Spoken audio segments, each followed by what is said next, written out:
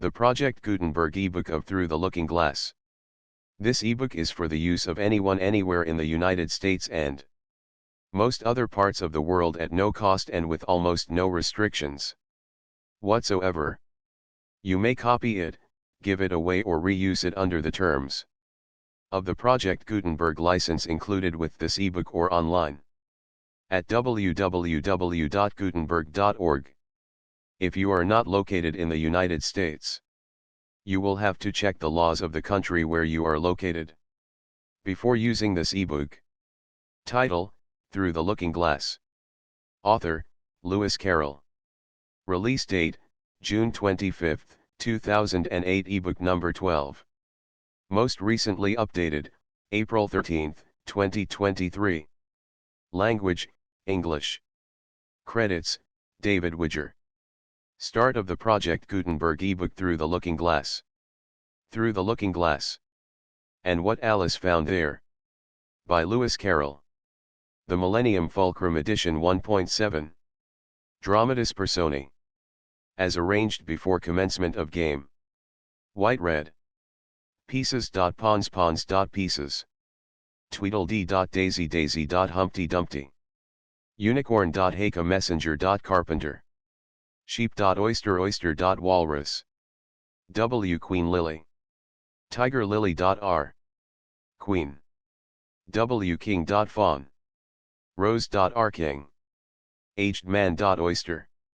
Oyster.crow. W. Knight.hata. Frog.r. Knight. Tweedledum.daisy. Lion. Red. White. White pawn, Alice, to play, and win in 11 moves? 1 Alice meets RQ. 1 RQ to KRS 4th. 2 Alice through QS 3D, by railway, to 4th, Tweedledum and Tweedledee. 2 WQ to QBS 4th, after shawl. 3 Alice meets WQ, with shawl. 3 WQ to Q.BS 5th, becomes sheep. 4 Alice to QS 5th, shop, river, shop. 4 WQ to KBS 8th, leaves egg on shelf. 5 Alice to QS 6th, Humpty Dumpty. 5 WQ to QBS 8th, flying from RKT. 6 Alice to QS 7th, forest. 6 RKT to KS 2nd, CH. 7 W.KT takes R.KT. 7 WKT to KB's 5th. 8 Alice to QS 8th, coronation. 8 RQ to KS square, examination. 9 Alice becomes queen. 9 Queen's Castle. 10 Alice Castles, feast. 10 WQ to Q.RS 6th, soup. 11 Alice takes RQ and wins. Child of the pure unclouded brow. And dreaming eyes of wonder. Though time be fleet, and I and thou are half a life asunder, thy loving smile will surely hail the love gift of a fairy tale.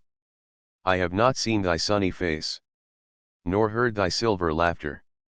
No thought of me shall find a place in thy young life's hereafter. Enough that now thou wilt not fail to listen to my fairy tale. A tale begun in other days, when summer suns were glowing. A simple chime, that served to time the rhythm of oar rowing, whose echoes live in memory yet, though envious years would say forget. Come, hearken then, ere voice of dread, with bitter tidings laden, shall summon to unwelcome bed a melancholy maiden. We are but older children, dear, who fret to find our bedtime near. Without, the frost, the blinding snow, the storm wind's moody madness. Within, the firelight's ruddy glow, and childhood's nest of gladness. The magic words shall hold thee fast. Thou shalt not heed the raving blast. And though the shadow of a sigh may tremble through the story, for happy summer days gone by, and vanished summer glory, it shall not touch with breath of bale the pleasance of our fairy tale. Contents. Chapter I Looking Glass House. Chapter 2. The Garden of Live Flowers. Chapter 3.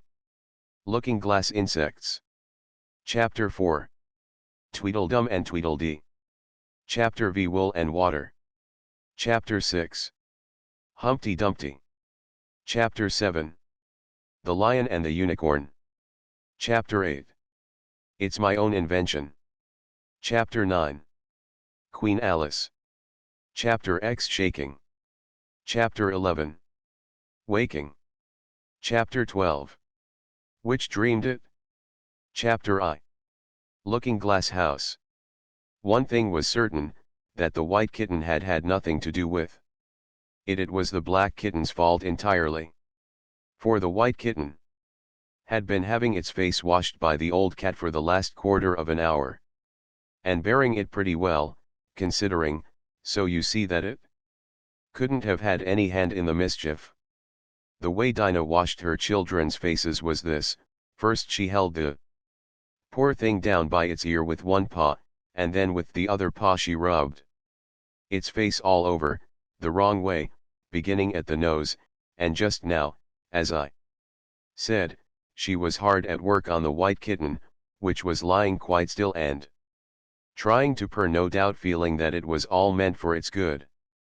But the black kitten had been finished with earlier in the afternoon, and so, while Alice was sitting curled up in a corner of the great armchair, half talking to herself and half asleep, the kitten had been having a grand game of romps with the ball of worsted Alice had been trying to wind up, and had been rolling it up and down till it had all come undone again, and there it was, spread over the hearth rug, all knots and tangles, with the kitten running after its own tail in the middle.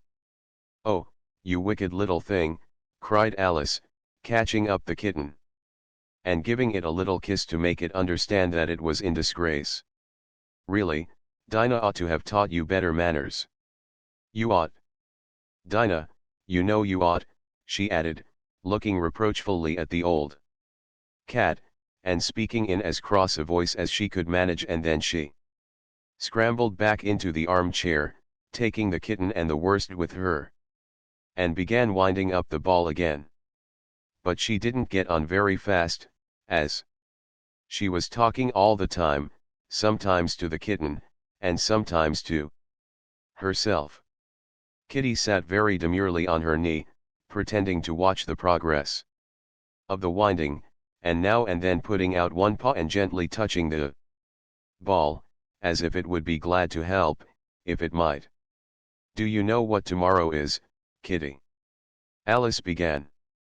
"You'd have guessed if you'd been up in the window with me, only Dinah was making you tidy, so you couldn't.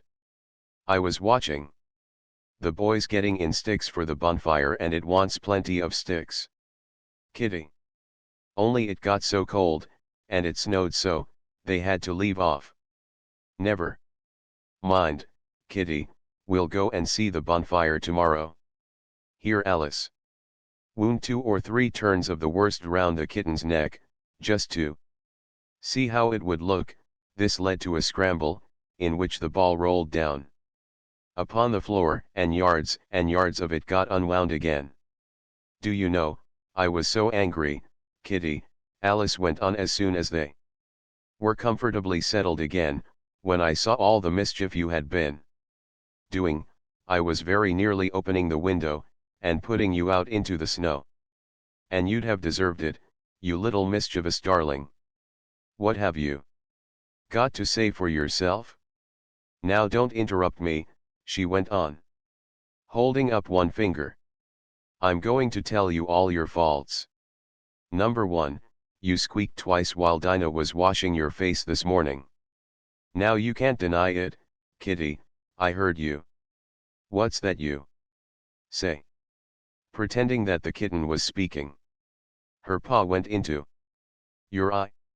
"Well, that's your fault, for keeping your eyes open. If you'd shut them tight up, it wouldn't have happened. Now don't make any more excuses, but listen. Number 2, you pulled Snowdrop away by the tail just as I had put down the saucer of milk before her. What, you were thirsty, were you? How do you know she wasn't thirsty too? Now for number 3, you unwound every bit of the worst while I wasn't looking. That's 3 faults, Kitty, and you've not been punished for any of them yet. You know I'm saving up all your punishments for Wednesday week. Suppose they had saved up all my punishments, she went on, talking more to herself than the kitten. What would they do at the end of a year? I should be sent to prison, I suppose, when the day came. Or let me see, suppose each punishment was to be going without a dinner, then, when the miserable day came, I should have to go without 50 dinners at once. Well, I shouldn't mind that much. I'd far rather go without them than eat them. Do you hear the snow against the window panes, Kitty? How nice and soft it sounds. Just as if someone was kissing the window all over outside. I wonder if the snow loves the trees and fields, that it kisses them so gently. And then it covers them up snug, you know, with a white quilt, and perhaps it says, "Go to sleep, darlings, till the summer comes again." And when they wake up in the summer, Kitty, they dress themselves all in green, and dance about whenever the wind blows. Oh, that's very pretty, cried Alice, dropping the ball of worsted to clap her hands. And I do so wish it was true. I'm sure the woods look sleepy in the autumn, when the leaves are getting brown. Kitty, can you play chess? Now, don't smile, my dear, I'm asking it seriously. Because, when we were playing just now, you watched just as if you understood it, and when I said check, you purred. Well, it was a nice check, Kitty, and really I might have won, if it hadn't been for that nasty knight, that came wiggling down among my pieces. Kitty, dear, let's pretend, and here I wish I could tell you half the things Alice used to say, beginning with her favorite phrase. Let's pretend. She had had quite a long argument with her sister only the day before, all because Alice had begun with, "Let's pretend we're kings and queens," and her sister, who liked being very exact, had argued that they couldn't, because there were only 2 of them, and Alice had been reduced at last to say, "Well, you can be one of them then, and I'll be all the rest."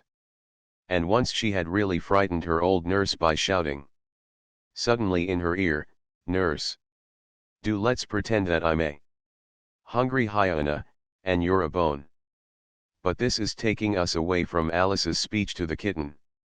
Let's pretend that you're the Red Queen, Kitty. Do you know? I think if you sat up and folded your arms, you'd look exactly like her. Now do try, there's a dear. And Alice got the Red Queen off the table, and set it up before the kitten as a model for it to imitate.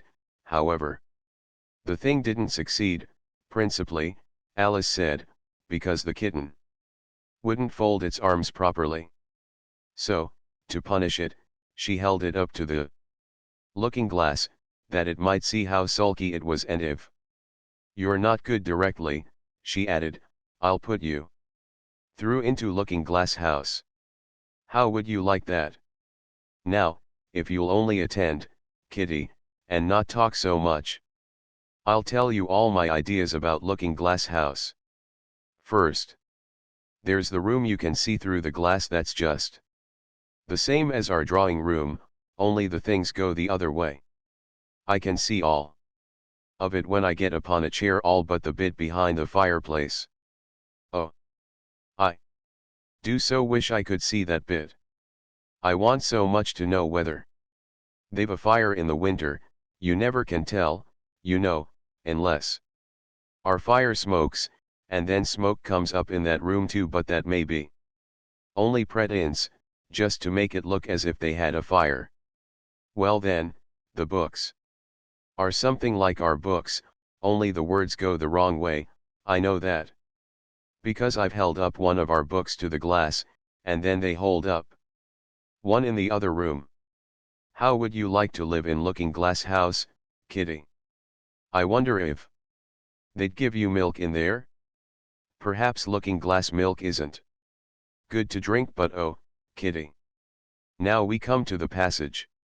You can just see a little peep of the passage in Looking Glass house, if you leave the door of our drawing room wide open, and it's very like our passage as far as you can see, only you know it may be quite different on beyond. Oh, Kitty. How nice it would be if we could only get through into Looking Glass house. I'm sure it's got, oh, such beautiful things in it. Let's pretend there's a way of getting through into it, somehow, Kitty.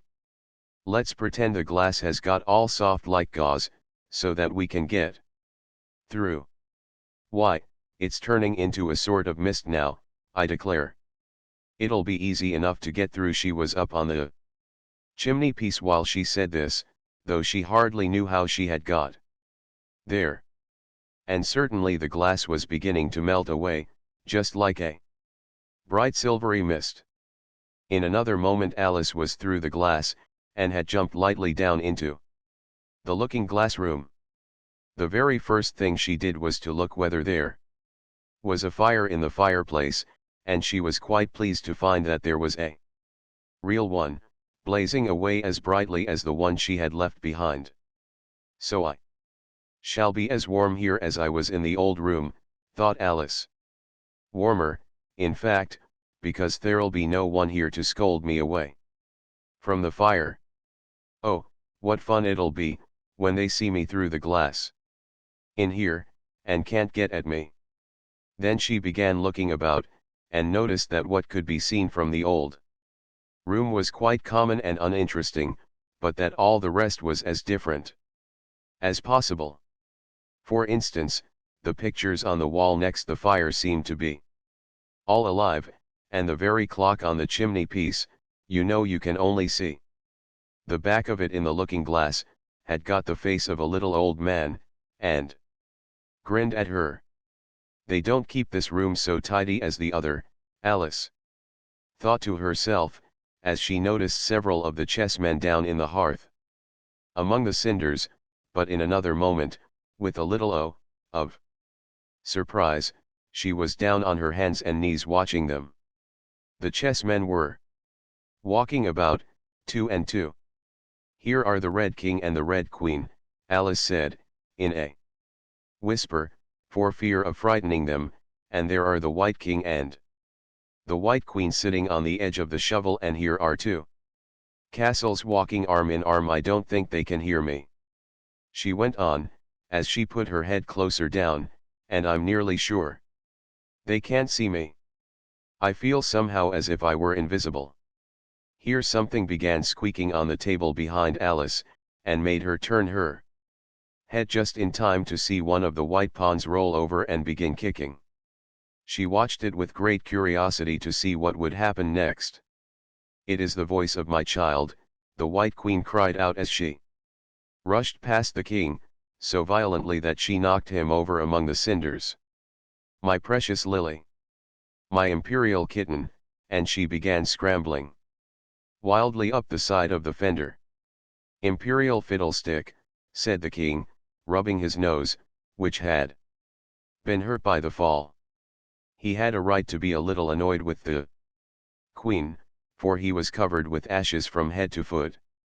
Alice was very anxious to be of use, and, as the poor little Lily was nearly screaming herself into a fit, she hastily picked up the queen and set her on the table by the side of her noisy little daughter.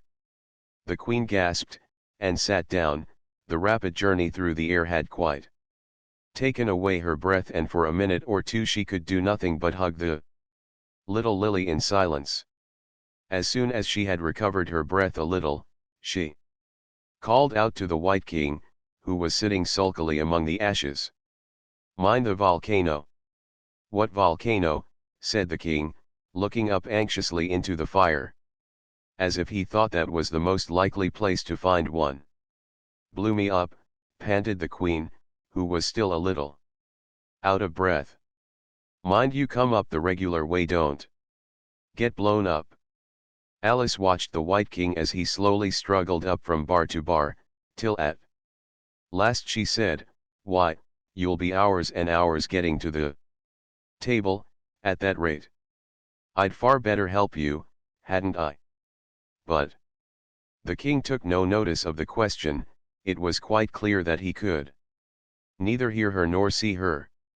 So Alice picked him up very gently, and lifted him across more slowly than she had lifted the queen, that she might take his breath away. But, before she put him on the table, she thought she might as well dust him a little, he was so covered with ashes. She said afterwards that she had never seen in all her life such a face as the king made, when he found himself held in the air by an invisible hand, and being dusted, he was far too much astonished to cry out, but his eyes and his mouth went on getting larger and larger and rounder, till her hand shook so with laughing that she nearly let him drop upon the floor. "Oh, please don't make such faces, my dear," she cried out, quite forgetting that the king couldn't hear her. "You make me laugh so that I can hardly hold you. And don't keep your mouth so wide open. All the ashes will get into it there. Now I think you're tidy enough," she added, as she smoothed his hair, and set him upon the table near the queen. The king immediately fell flat on his back, and lay perfectly still, and Alice was a little alarmed at what she had done, and went round the room to see if she could find any water to throw over him. However, she could find nothing but a bottle of ink, and when she got back with it she found he had recovered, and he and the queen were talking together in a frightened whisper so low that Alice could hardly hear what they said. The king was saying, "I assure you, my dear, I turned cold to the very ends of my whiskers." To which the queen replied, "You haven't got any whiskers." The horror of that moment, the king went on, "I shall never, never forget." "You will, though," the queen said, "if you don't make a memorandum of it." Alice looked on with great interest as the king took an enormous memorandum book out of his pocket, and began writing. A sudden thought struck her, and she took hold of the end of the pencil, which came some way over his shoulder, and began writing for him. The poor king looked puzzled and unhappy, and struggled with the pencil for some time without saying anything, but Alice was too strong for him, and at last he panted out, "My dear, I really must get a thinner pencil. I can't manage this one a bit, it writes all manner of things that I don't intend." "What manner of things?" said the queen, looking over the book, in which Alice had put the White Knight is sliding down the poker. "He balances very badly, that's not a memorandum of your feelings."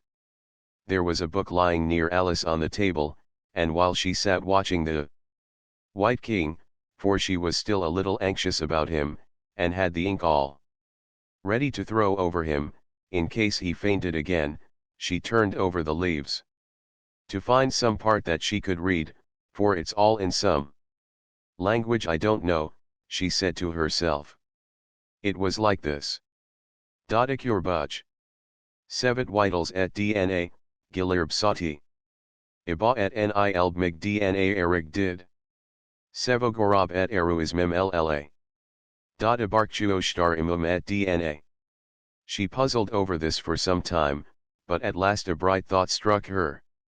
Why, it's a looking-glass book, of course. And if I hold it up to a glass, the words will all go the right way again. This was the poem that Alice read. Jabberwocky. 'Twas brillig, and the slithy toves did gyre and gimble in the wabe. All mimsy were the borogoves, and the mome raths outgrab. Beware the jabberwock, my son. The jaws that bite, the claws that catch. Beware the jub bird, and shun The Frumius Bandersnatch. He took his vorpal sword in hand. Long time the manxome foe he sought. So rested he by the tumtum tree. And stood a while in thought. And as in uffish thought he stood, the Jabberwock, with eyes of flame, came whiffling through the tulgey wood. And burbled as it came. 1, 2. 1, 2. And through. The vorpal blade went snicker-snack. He left it dead, and with its head he went galumphing back.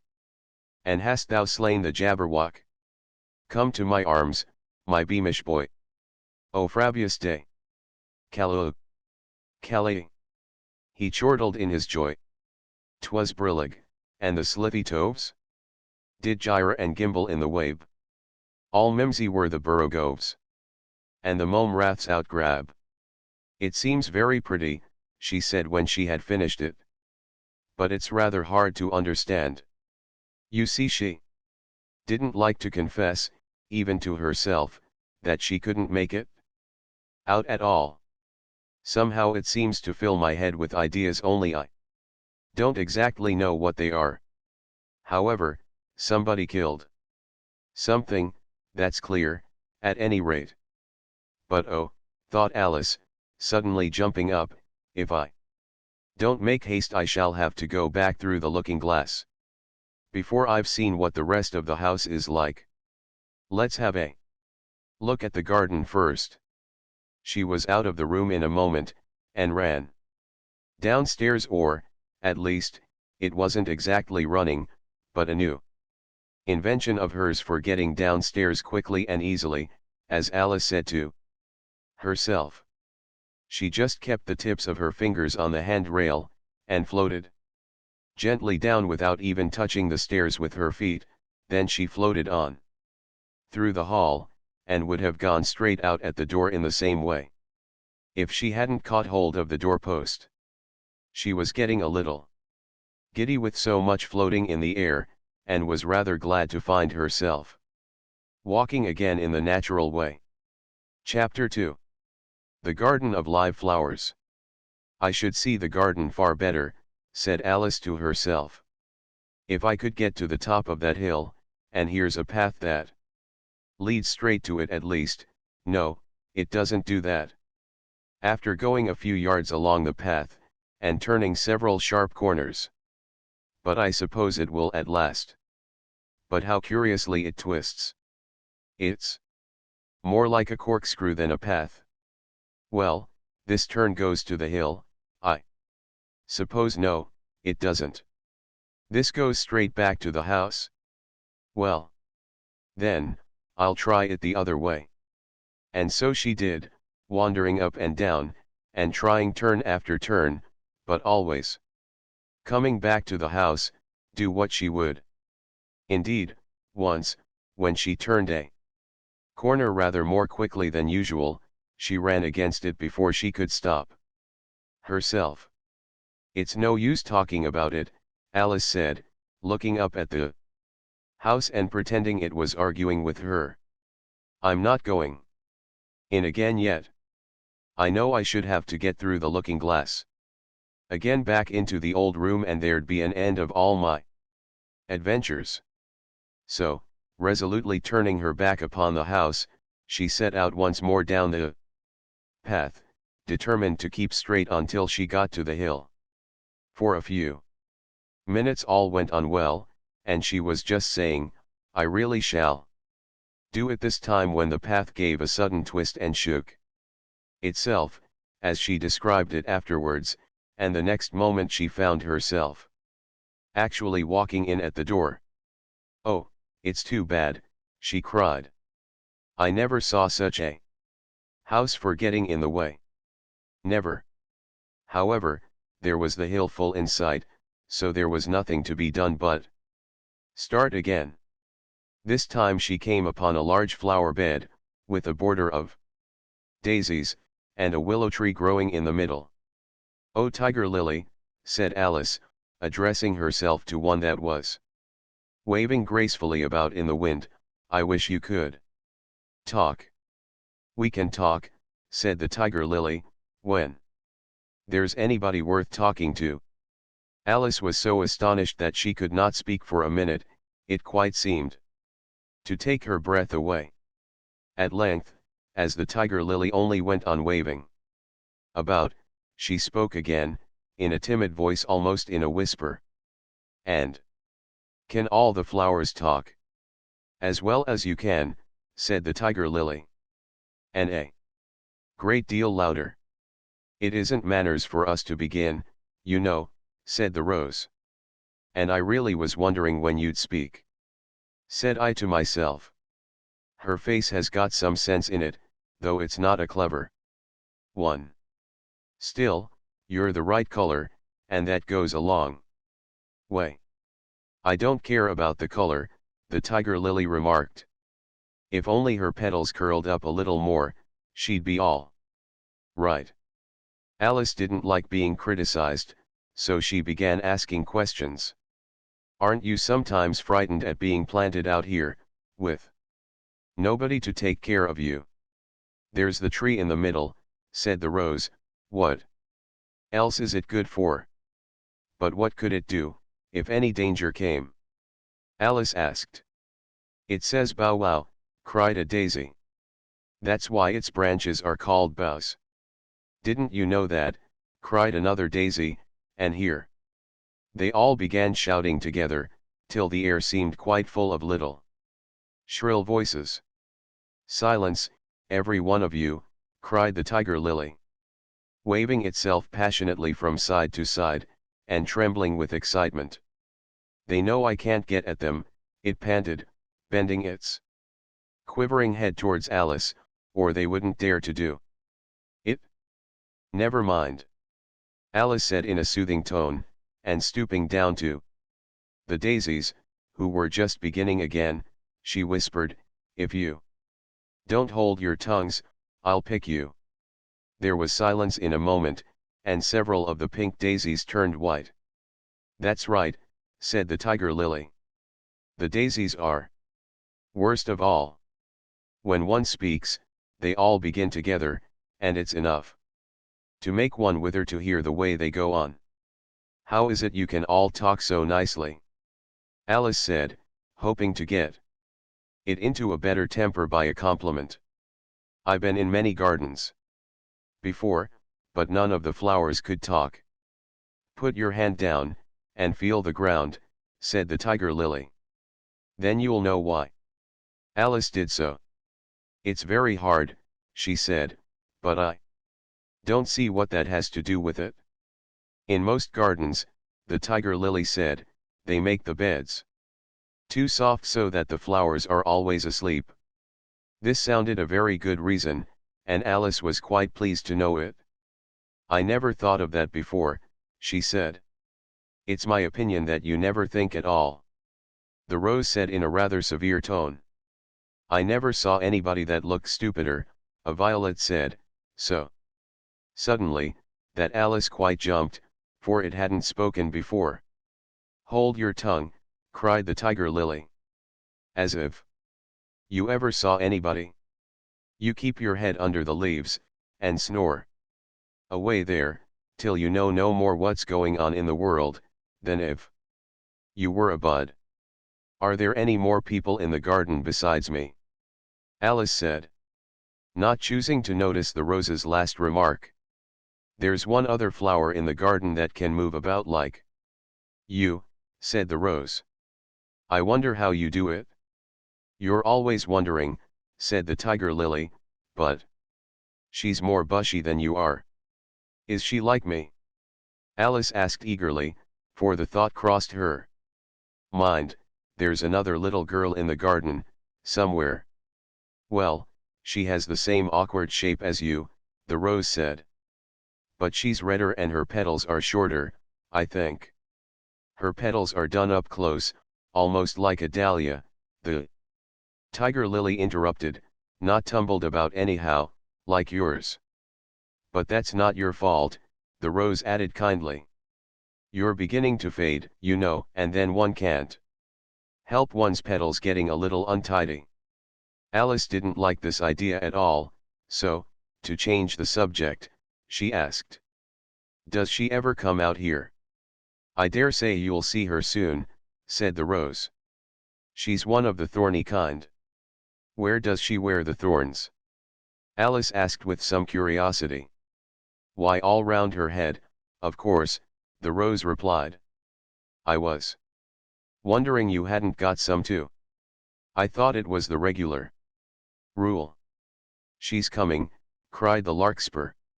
I hear her footstep, thump, thump, thump, along the gravel walk. Alice looked round eagerly, and found that it was the Red Queen. She's grown a good deal, was her first remark. She had. Indeed, when Alice first found her in the ashes, she had been only 3 inches high, and here she was, half a head taller than Alice herself. It's the fresh air that does it, said the rose. Wonderfully fine air it is, out here. I think I'll go and meet her, said Alice, for, though the flowers were interesting enough, she felt that it would be far grander to have a talk with a real queen. You can't possibly do that, said the rose. I should advise you to walk the other way. This sounded nonsense to Alice, so she said nothing, but set off at once towards the Red Queen. To her surprise, she lost sight of her in a moment, and found herself walking in at the front door again. A little provoked, she drew back, and after looking everywhere for the Queen, whom she spied out at last, a long way off, she thought she would try the plan, this time, of walking in the opposite direction. It succeeded beautifully. She had not been walking a minute before she found herself face to face with the Red Queen, and full in sight of the hill she had been so long aiming at. Where do you come from? Said the Red Queen. And where are you going? Look up, speak nicely, and don't twiddle your fingers all the time. Alice attended to all these directions, and explained, as well as she could, that she had lost her way.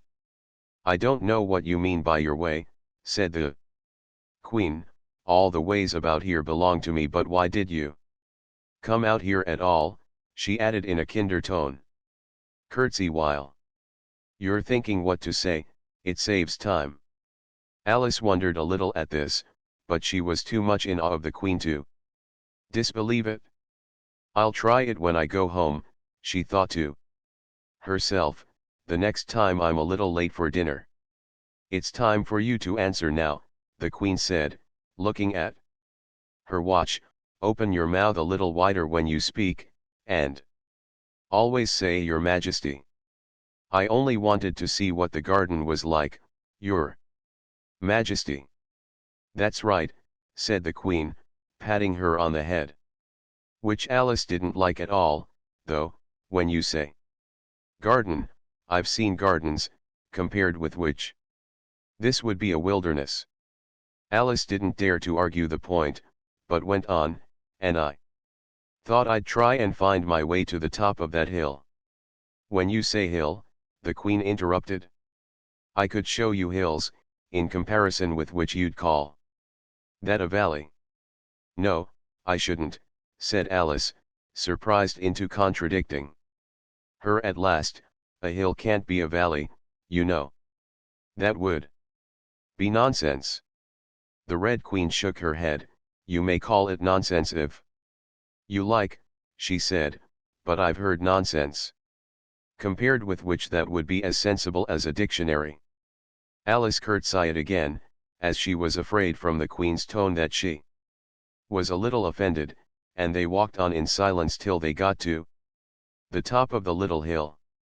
For some minutes Alice stood without speaking, looking out in all directions over the country, and a most curious country it was. There were a number of tiny little brooks running straight across it from side to side, and the ground between was divided up into squares by a number of little green hedges that reached from brook to brook. I declare it's marked out just like a large chessboard, Alice said at last. There ought to be some men moving about somewhere, and so there are. she added in a tone of delight, and her heart began to beat quick with excitement as she went on. It's a great huge game of chess that's being played all over the world, if this is the world at all, you know. Oh, what fun it is. How I wish I was one of them. I wouldn't mind being a pawn, if only I might join, though of course I should like to be a queen. Best.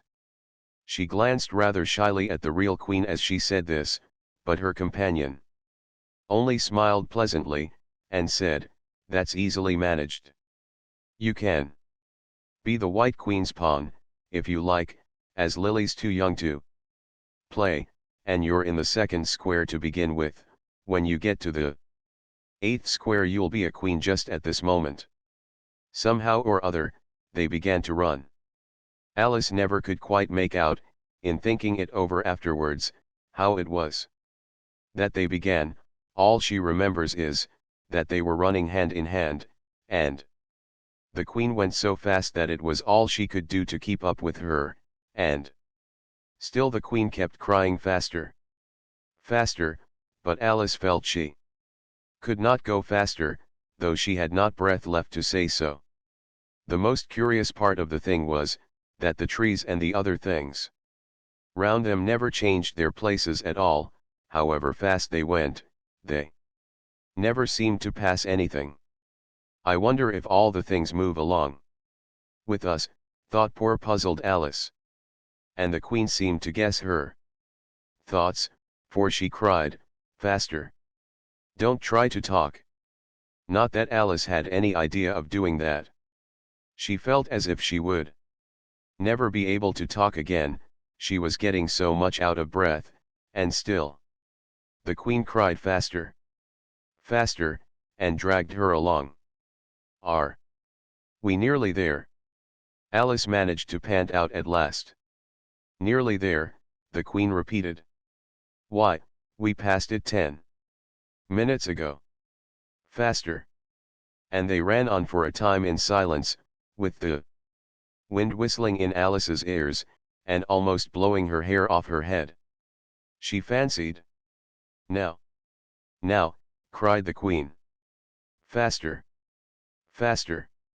And they went so fast that at last they seemed to skim through the air, hardly touching the ground with their feet, till suddenly, just as Alice was getting quite exhausted, they stopped, and she found herself sitting on the ground, breathless and giddy. The queen propped her up against a tree, and said kindly, "You may rest a little now." Alice looked round her in great surprise. "Why, I do believe we've been under this tree the whole time. Everything's just as it was." "Of course it is," said the queen. "What would you have it?" "Well, in our country," said Alice, still panting a little, "you generally get to somewhere else if you ran very fast. For a long time, as we been doing." "A slow sort of country," said the queen. "Now, here. You see, it takes all the running you can do, to keep in the same place. If you want to get somewhere else, you must run at least twice as fast as that." "I'd rather not try, please," said Alice. "I'm quite content to stay here, only I am so hot and thirsty." "I know what you'd like," the queen said good-naturedly, taking a little box out of her pocket. "Have a biscuit." Alice thought it would not be civil to say no, though it wasn't at all what she wanted. So she took it, and ate it as well as she could, and it was very dry, and she thought she had never been so nearly choked in all her life. "While you're refreshing yourself," said the queen, "I'll just take the measurements." And she took a ribbon out of her pocket, marked in inches, and began measuring the ground, and sticking little pegs in here and there. "At the end of 2 yards," she said, putting in a peg to mark the distance, "I shall give you your directions. Have another biscuit?" "No, thank you," said Alice, "one's quite enough." Thirst quenched, I hope, said the queen. Alice did not know what to say to this, but luckily the queen did not wait for an answer, but went on. At the end of 3 yards I shall repeat them for fear of your forgetting them. At the end of 4, I shall say goodbye. And at the end of 5, I shall go. She had got all the pegs put in by this time, and Alice looked on with great interest as she returned to the tree, and then began slowly walking down the row. At the 2-yard peg she faced round, and said, "Upon goes 2 squares. In its first move, you know. So you'll go very quickly through the 3rd square by railway, I should think, and you'll find yourself in the 4th square in no time. Well, that square belongs to Tweedledum and Tweedledee, the 5th is mostly water, the 6th belongs to Humpty Dumpty, but you make no remark." I didn't know I had to make one just then," Alice faltered out. "You should have said, it's extremely kind of you to tell me all this. However, we'll suppose it said the 7th square is all forest. However, one of the knights will show you the way, and in the 8th square we shall be queens together, and it's all feasting and fun." Alice got up and curtsied, and sat down again. At the next peg the queen turned again, and this time she said, "Speak in French when you can't think of the English for a thing. Turn out your toes as you walk and remember who you are." She did not wait for Alice to curtsy this time, but walked on quickly to the next peg, where she turned for a moment to say goodbye, and then hurried on to the last. How it happened, Alice never knew, but exactly as she came to the last peg, she was gone.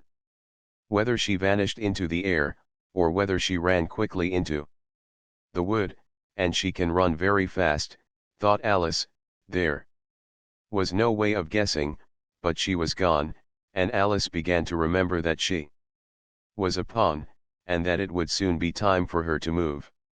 Chapter 3. Looking Glass Insects. Of course the first thing to do was to make a grand survey of the country she was going to travel through.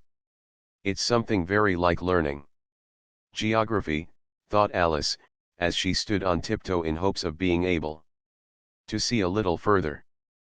Principal rivers there are none. Principal mountains I'm on the only one, but I don't think it's got any name. Principal towns, why, what are those creatures making honey down there? They can't be bees. Nobody ever saw bees a mile off, you know. And for some time she stood silent, watching one of them that was bustling about among the flowers, poking its proboscis into them, just as if it was a regular bee, thought Alice. However, this was anything but a regular bee. In fact it was an elephant, as Alice soon found out, though the idea quite took her breath away at first. And what enormous flowers they must be, was her next idea. Something like cottages with the roofs taken off, and stalks put to them, and what quantities of honey they must make. I think I'll go down, and no, I won't just yet, she went on, checking herself just as she was beginning to run down the hill, and trying to find some excuse for turning shy so suddenly. It'll never do to go down among them without a good long branch to brush them away, and what fun it'll be when they ask me how I like my walk. I shall say, oh, I like it well enough. Here came the favorite little toss of the head, only it was so dusty and hot. And the elephants did tease so.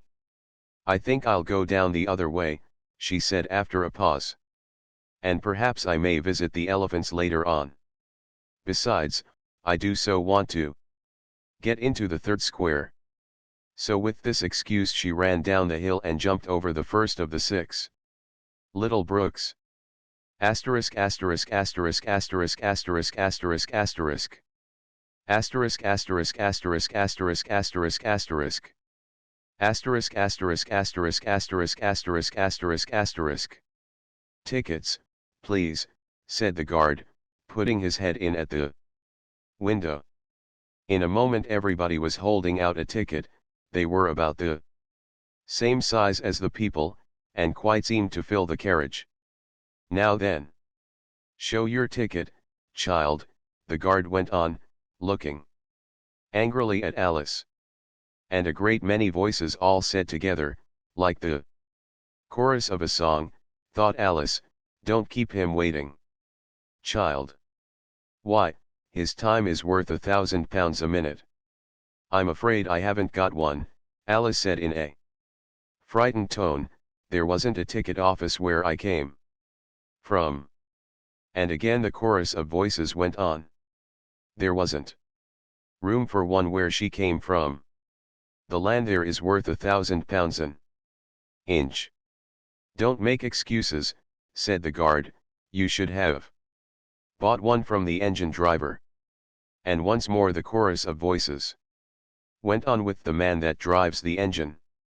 Why, the smoke alone is worth £1,000 a puff. Alice thought to herself, then there's no use in speaking. The voices didn't join in this time, as she hadn't spoken, but to her great surprise, they all thought in chorus, I hope you understand what thinking in chorus means, for I must confess that I don't, better say nothing at all. Language is worth £1,000 a word. I shall dream about £1,000 tonight, I know I shall, thought Alice. All this time the guard was looking at her, first through a telescope, then through a microscope, and then through an opera glass. At last he said, you're traveling the wrong way, and shut up the window and went away. So young a child, said the gentleman sitting opposite to her, he was dressed in white paper, ought to know which way she's going. Even if she doesn't know her own name. A goat, that was sitting next to the gentleman in white, shut his eyes and said, in a loud voice, she ought to know her way to the ticket office, even if she doesn't know her alphabet. There was a beetle sitting next to the goat. It was a very queer carriage full of passengers altogether, and, as the rule seemed to be that they should all speak in turn, he went on with, she'll have to go back from here as luggage. Alice couldn't see who was sitting beyond the beetle, but a hoarse voice spoke next. Change engines, it said, and was obliged to leave off. It sounds like a horse, Alice thought to herself. And an extremely small voice, close to her ear, said, you might make a joke on that, something about horse and horse, you know. Then a very gentle voice in the distance said, she must be labeled Lass, with care, you know. And after that other voices went on, what a number of people there are in the carriage, thought Alice, saying, she must go by post, as she's got a head on her, she must be sent as a message by the telegraph, she must draw the train herself the rest of the way, and so on. But the gentleman dressed in white paper leaned forwards and whispered in her ear, never mind what they all say, my dear, but take a return ticket every time the train stops. Indeed I shan't, Alice said rather impatiently. I don't belong to this railway journey at all. I was in a wood just now and I wish I could get back there. You might make a joke on that, said the little voice close to her ear, something about you would if you could. You know. Don't tease so, said Alice, looking about in vain to see where the voice came from. If you're so anxious to have a joke made, why don't you make one yourself? The little voice sighed deeply. It was very unhappy, evidently, and Alice would have said something pitying to comfort it, if it would only sigh like other people, she thought. But this was such a wonderfully small sigh, that she wouldn't have heard it at all, if it hadn't come quite close to her ear. The consequence of this was that it tickled her ear very much, and quite took off her thoughts from the unhappiness of the poor little creature. "I know you are a friend," the little voice went on, "a dear friend, and an old friend. And you won't hurt me, though I am an insect." "What kind of insect?" Alice inquired a little anxiously. What she really wanted to know was, whether it could sting or not, but she thought this wouldn't be quite a civil question to ask.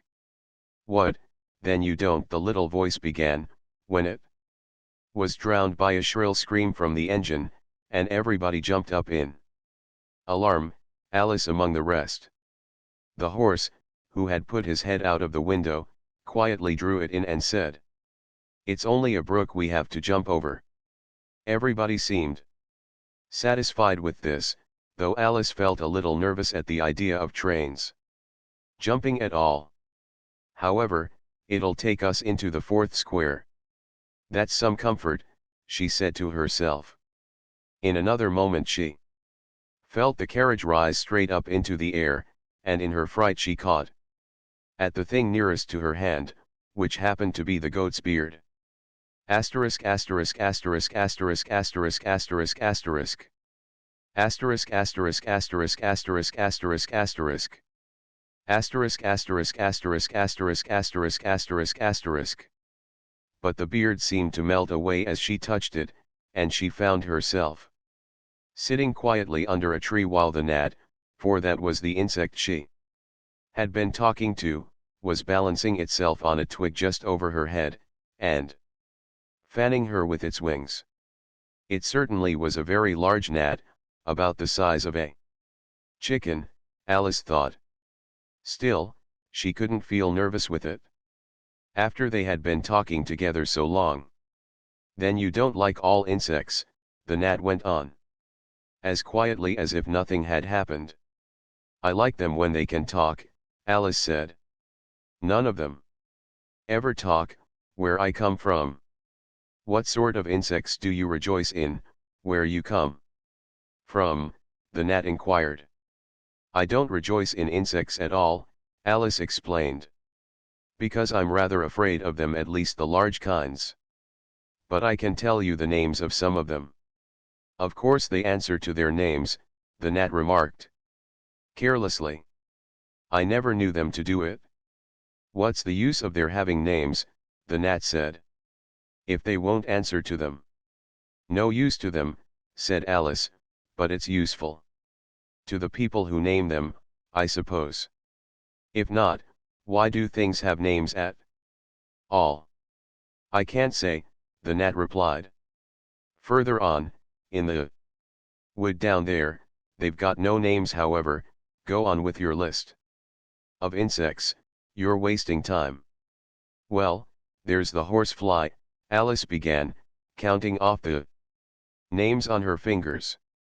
"All right," said the gnat, "halfway up that bush you'll see a rocking horsefly, if you look. It's made entirely of wood, and gets about by swinging itself from branch to branch." "What does it live on?" Alice asked, with great curiosity. "Sap and sawdust," said the gnat. "Go on with the list." Alice looked up at the rocking horsefly with great interest, and made up her mind that it must have been just repainted, it looked so bright and sticky, and then she went on. "And there's the dragonfly.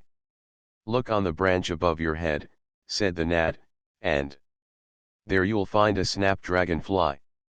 Its body is made of plum pudding, its wings of holly leaves, and its head is a raisin burning in brandy." "And what does it live on?" "Frumenty and mince pie," the gnat replied, "and it makes its nest in a Christmas box." "And then there's the butterfly," Alice went on, after she had taken a good look at the insect with its head on fire, and had thought to herself, "I wonder if that's the reason insects are so fond of flying into candles, because they want to turn into snapdragonflies." "Crawling at your feet," said the gnat. Alice drew her feet back in some alarm. "You may observe a bread and butter fly." Its wings are thin slices of bread and butter, its body is a crust, and its head is a lump of sugar. And what does it live on? Weak tea with cream in it? A new difficulty came into Alice's head. Supposing it couldn't find any, she suggested. Then it would die, of course. But that must happen very often, Alice remarked thoughtfully. It always happens, said the gnat. After this, Alice was silent for a minute or two, pondering. The gnat amused itself meanwhile by humming round and round her head. At last it settled again. And remarked, I suppose you don't want to lose your name. No, indeed, Alice said, a little anxiously. And yet I don't know, the gnat went on in a careless tone. Only think how convenient it would be if you could manage to go home without it. For instance, if the governess wanted to call you to your lessons, she would call out, come here, and there she would have to leave off, because there wouldn't be any name for her to call, and of course you wouldn't have to go, you know. That would never do, I'm sure, said Alice.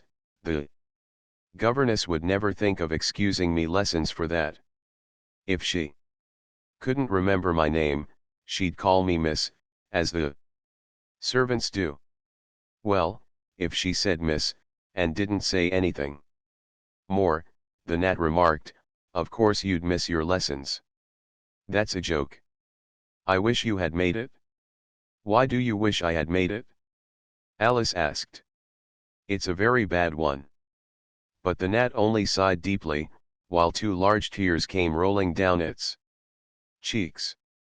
You shouldn't make jokes, Alice said, if it makes you so unhappy.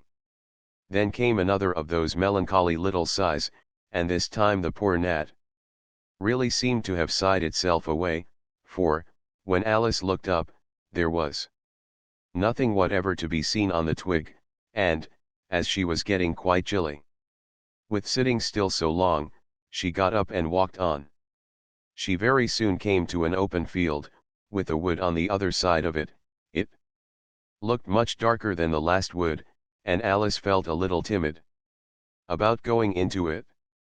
However, on second thoughts, she made up her mind to go on, for I certainly won't go back, she thought to herself, and this was the only way to the 8th square. This must be the wood, she said thoughtfully to herself, where things have no names. I wonder what'll become of my name when I go in? I shouldn't like to lose it at all, because they'd have to give me another, and it would be almost certain to be an ugly one. But then the fun would be trying to find the creature that had got my old name. That's just like the advertisements, you know, when people lose dogs' answers to the name of dash had on a brass collar. Just fancy calling everything you met Alice, till one of them answered. Only they wouldn't answer at all, if they were wise. She was rambling on in this way when she reached the wood. It looked very cool and shady. Well, at any rate it's a great comfort, she said, as she stepped under the trees, after being so hot, to get into what, she went on, rather surprised at not being able to think of the word. I mean to get under the under this, you know, putting her hand on the trunk of the tree. What does it call itself, I wonder? I do believe it's got no name. Why, to be sure it hasn't. She stood silent for a minute, thinking, then she suddenly began again. Then it really has happened, after all. And now, who am I? I will remember, if I can. I'm determined to do it. But being determined didn't help much, and all she could say, after a great deal of puzzling, was, L, I know it begins with L. Just then a fawn came wandering by. It looked at Alice with its large gentle eyes, but didn't seem at all frightened. Here then. Here. Then. Alice said, as she held out her hand and tried to stroke it, but it only started back a little, and then stood looking at her again. "What do you call yourself?" the fawn said at last. Such a soft, sweet voice it had. "I wish I knew," thought poor Alice. She answered, rather sadly. "Nothing, just now." "Think again," it said, "that won't do." Alice thought, but nothing came of it. "Please, would you tell me what you call yourself?" she said timidly. "I think that might help a little." "I'll tell you, if you'll move a little further on," the fawn said. "I can't remember here."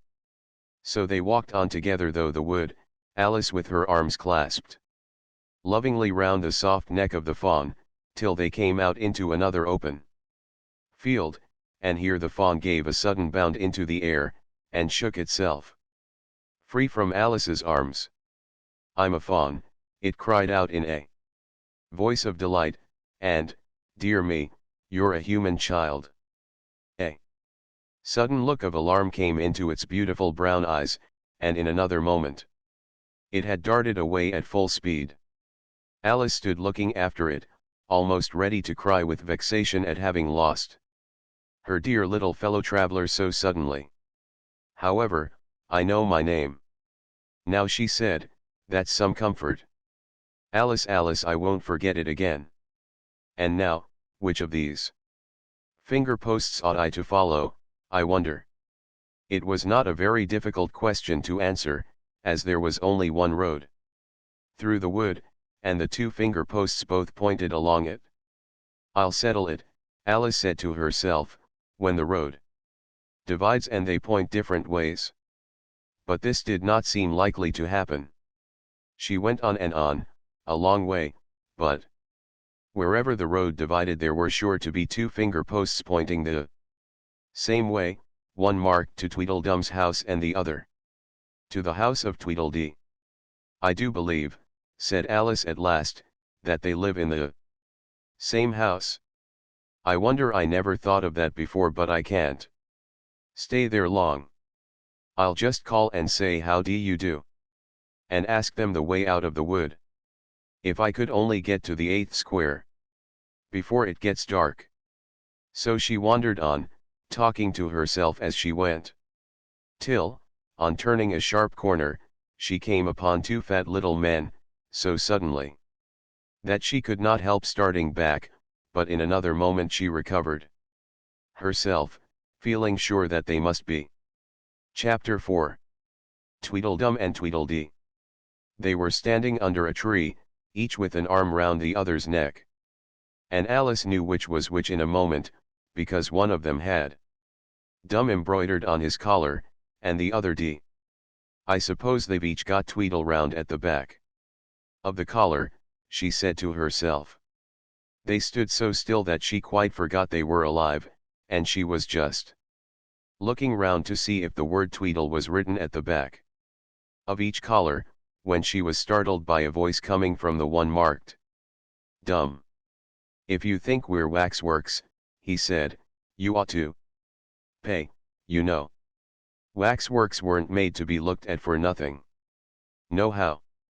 Contrariwise," added the one marked D, "if you think we're alive, you ought to speak."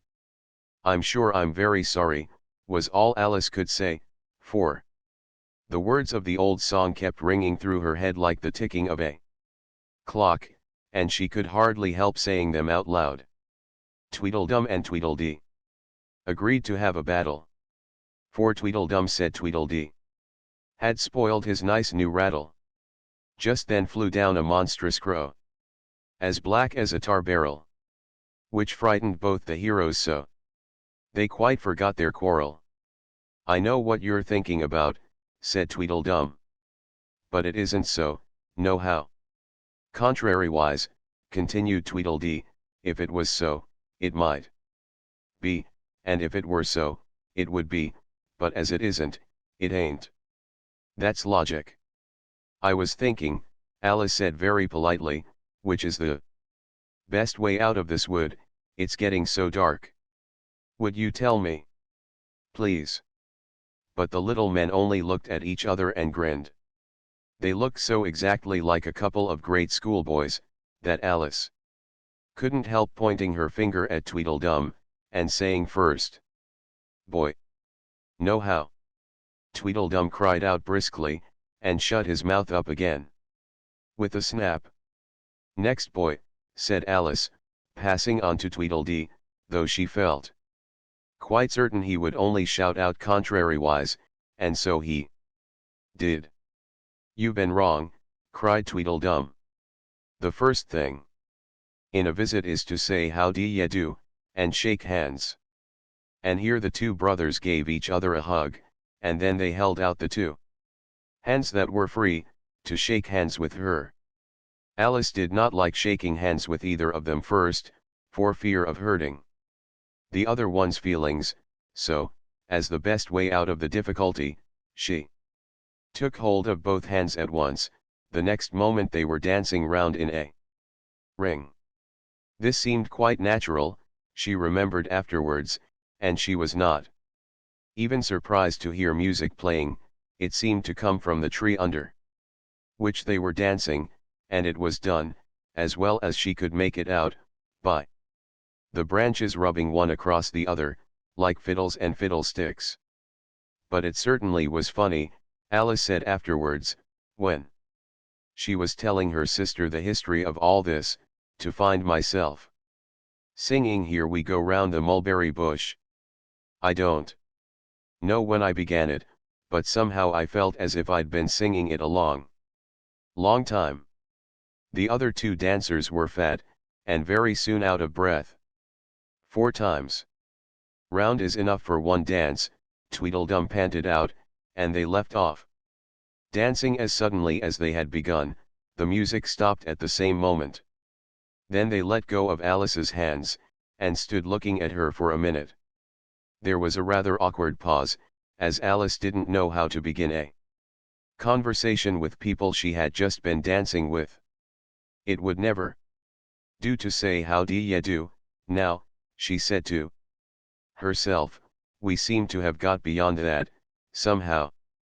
"I hope you're not much tired," she said at last. "No how. And thank you very much for asking," said Tweedledum. "So much obliged," added Tweedledee. "You like poetry?" Yes, pretty well some poetry," Alice said doubtfully. "Would you tell me which road leads out of the wood?" "What shall I repeat to her?" said Tweedledee, looking round at Tweedledum with great solemn eyes, and not noticing Alice's question.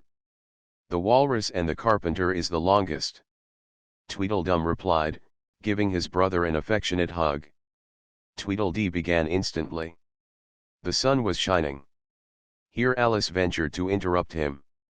"If it's very long," she said, as politely as she could, "would you please tell me first which road?" Tweedledee smiled gently, and began again. The sun was shining on the sea. Shining with all his might.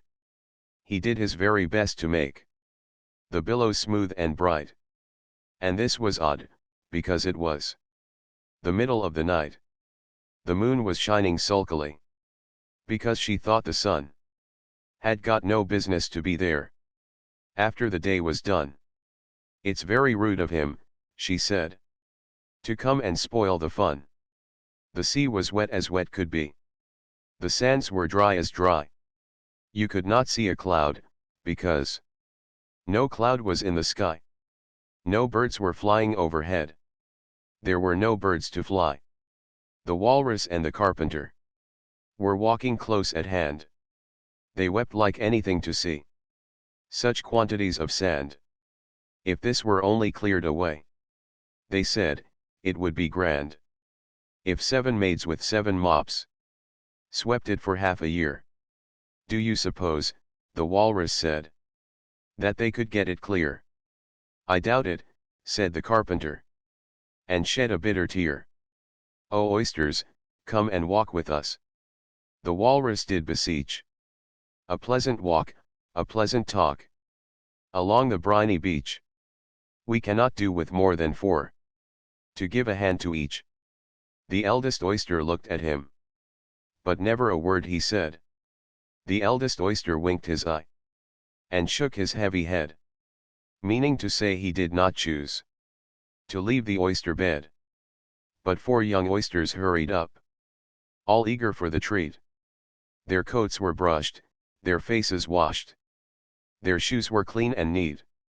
And this was odd, because, you know, they hadn't any feet. 4 other oysters followed them. And yet another 4. And thick and fast they came at last. And more, and more, and more. All hopping through the frothy waves. And scrambling to the shore. The walrus and the carpenter walked on a mile or so. And then they rested on a rock, conveniently low. And all the little oysters stood and waited in a row. The time has come, the walrus said, to talk of many things. Of shoes and ships and sealing wax. Of cabbages and kings. And why the sea is boiling hot. And whether pigs have wings. But wait a bit, the oysters cried. Before we have our chat. For some of us are out of breath. And all of us are fat. No hurry, said the carpenter. They thanked him much for that. A loaf of bread, the walrus said, is what we chiefly need. Pepper and vinegar besides are very good indeed. Now if you're ready, oysters dear, we can begin to feed. But not on us, the oysters cried, turning a little blue. After such kindness, that would be a dismal thing to do. The night is fine, the walrus said. Do you admire the view? It was so kind of you to come. And you are very nice. The carpenter said nothing but, cut us another slice.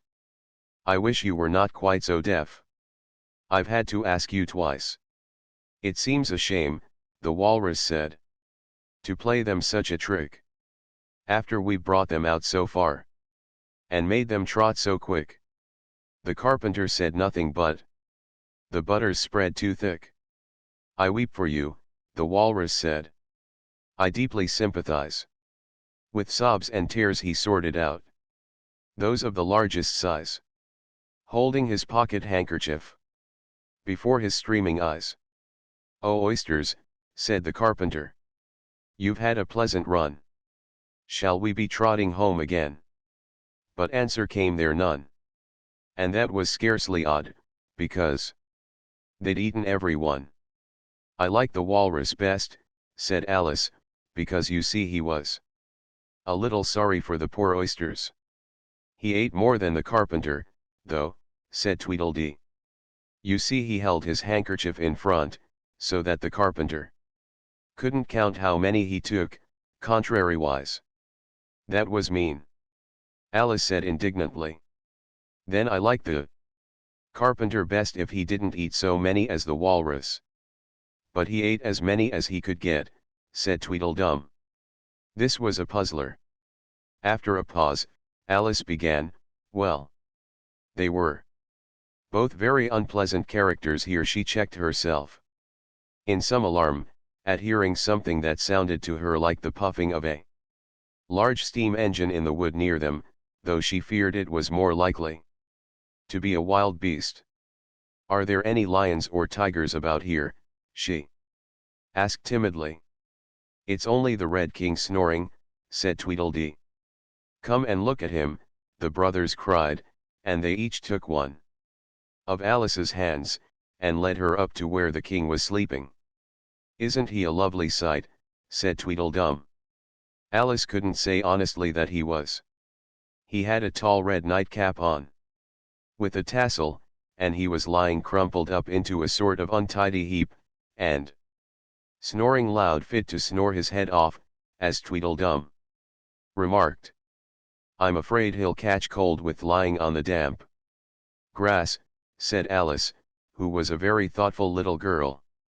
He's dreaming now, said Tweedledee, and what do you think he's dreaming about?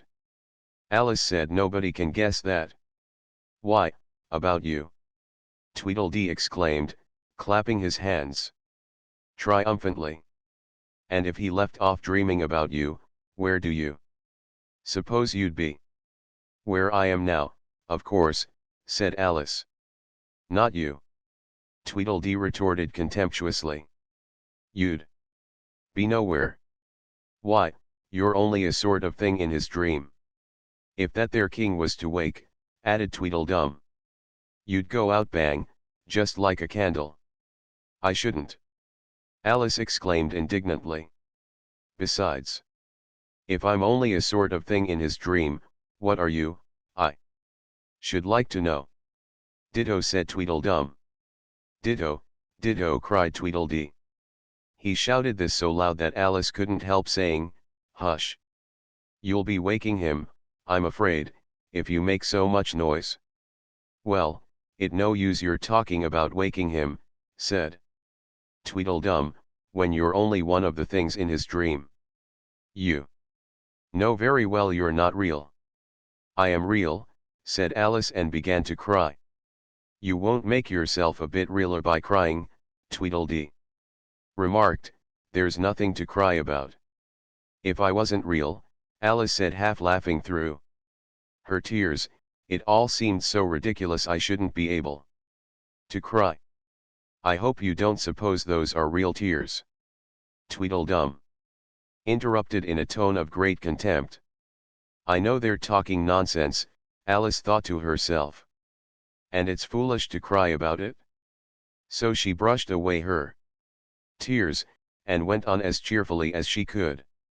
At any rate, I'd better be getting out of the wood, for really it's coming on very dark. Do you think it's going to rain? Tweedledum spread a large umbrella over himself and his brother, and looked up into it. No, I don't think it is, he said, at least not under here. No how. But it may rain outside. It may if it chooses, said Tweedledee, we've no objection. Contrariwise. Selfish things, thought Alice, and she was just going to say good night and leave them, when Tweedledum sprang out from under the umbrella and seized her by the wrist. Do you see that? He said, in a voice choking with passion. And his eyes grew large and yellow all in a moment, as he pointed with a trembling finger at a small white thing lying under the tree. It's only a rattle, Alice said, after a careful examination of the little white thing. Not a rattlesnake, you know. She added hastily, thinking that he was frightened, only an old rattle, quite old and broken. I knew it was, cried Tweedledum, beginning to stamp about wildly and tear his hair. It's spoilt, of course. Here he looked at Tweedledee, who immediately sat down on the ground, and tried to hide himself under the umbrella. Alice laid her hand upon his arm, and said in a soothing tone, you needn't be so angry about an old rattle. But it isn't old, Tweedledum cried, in a greater fury than ever. It's new, I tell you, I bought it yesterday, my nice new rattle, and his voice rose to a perfect scream. All this time Tweedledee was trying his best to fold up the umbrella, with himself in it, which was such an extraordinary thing to do, that it quite took off Alice's attention from the angry brother. But he couldn't quite succeed, and it ended in his rolling over, bundled up in the umbrella, with only his head out, and there he lay, opening and shutting his mouth and his large eyes looking more like a fish than anything else. Alice thought. Of course you agree to have a battle, Tweedledum said in a calmer tone. I suppose so, the other sulkily replied, as he crawled out of the umbrella, only she must help us to dress up, you know. So the two brothers went off hand in hand into the wood, and returned in a minute with their arms full of things such as bolsters, blankets, hearth rugs, tablecloths, dish covers and coal scuttles. I hope you're a good hand at pinning and tying strings, Tweedledum remarked. Every one of these things has got to go on, somehow or other. Alice said afterwards she had never seen such a fuss made about anything in all her life, the way those two bustled about and the quantity of things they put on and the trouble they gave her in tying strings and fastening buttons. Really they'll be more like bundles of old clothes than anything else, by the time they're ready, she said to herself, as she arranged a bolster round the neck of Tweedledee, to keep his head from being cut off, as he said.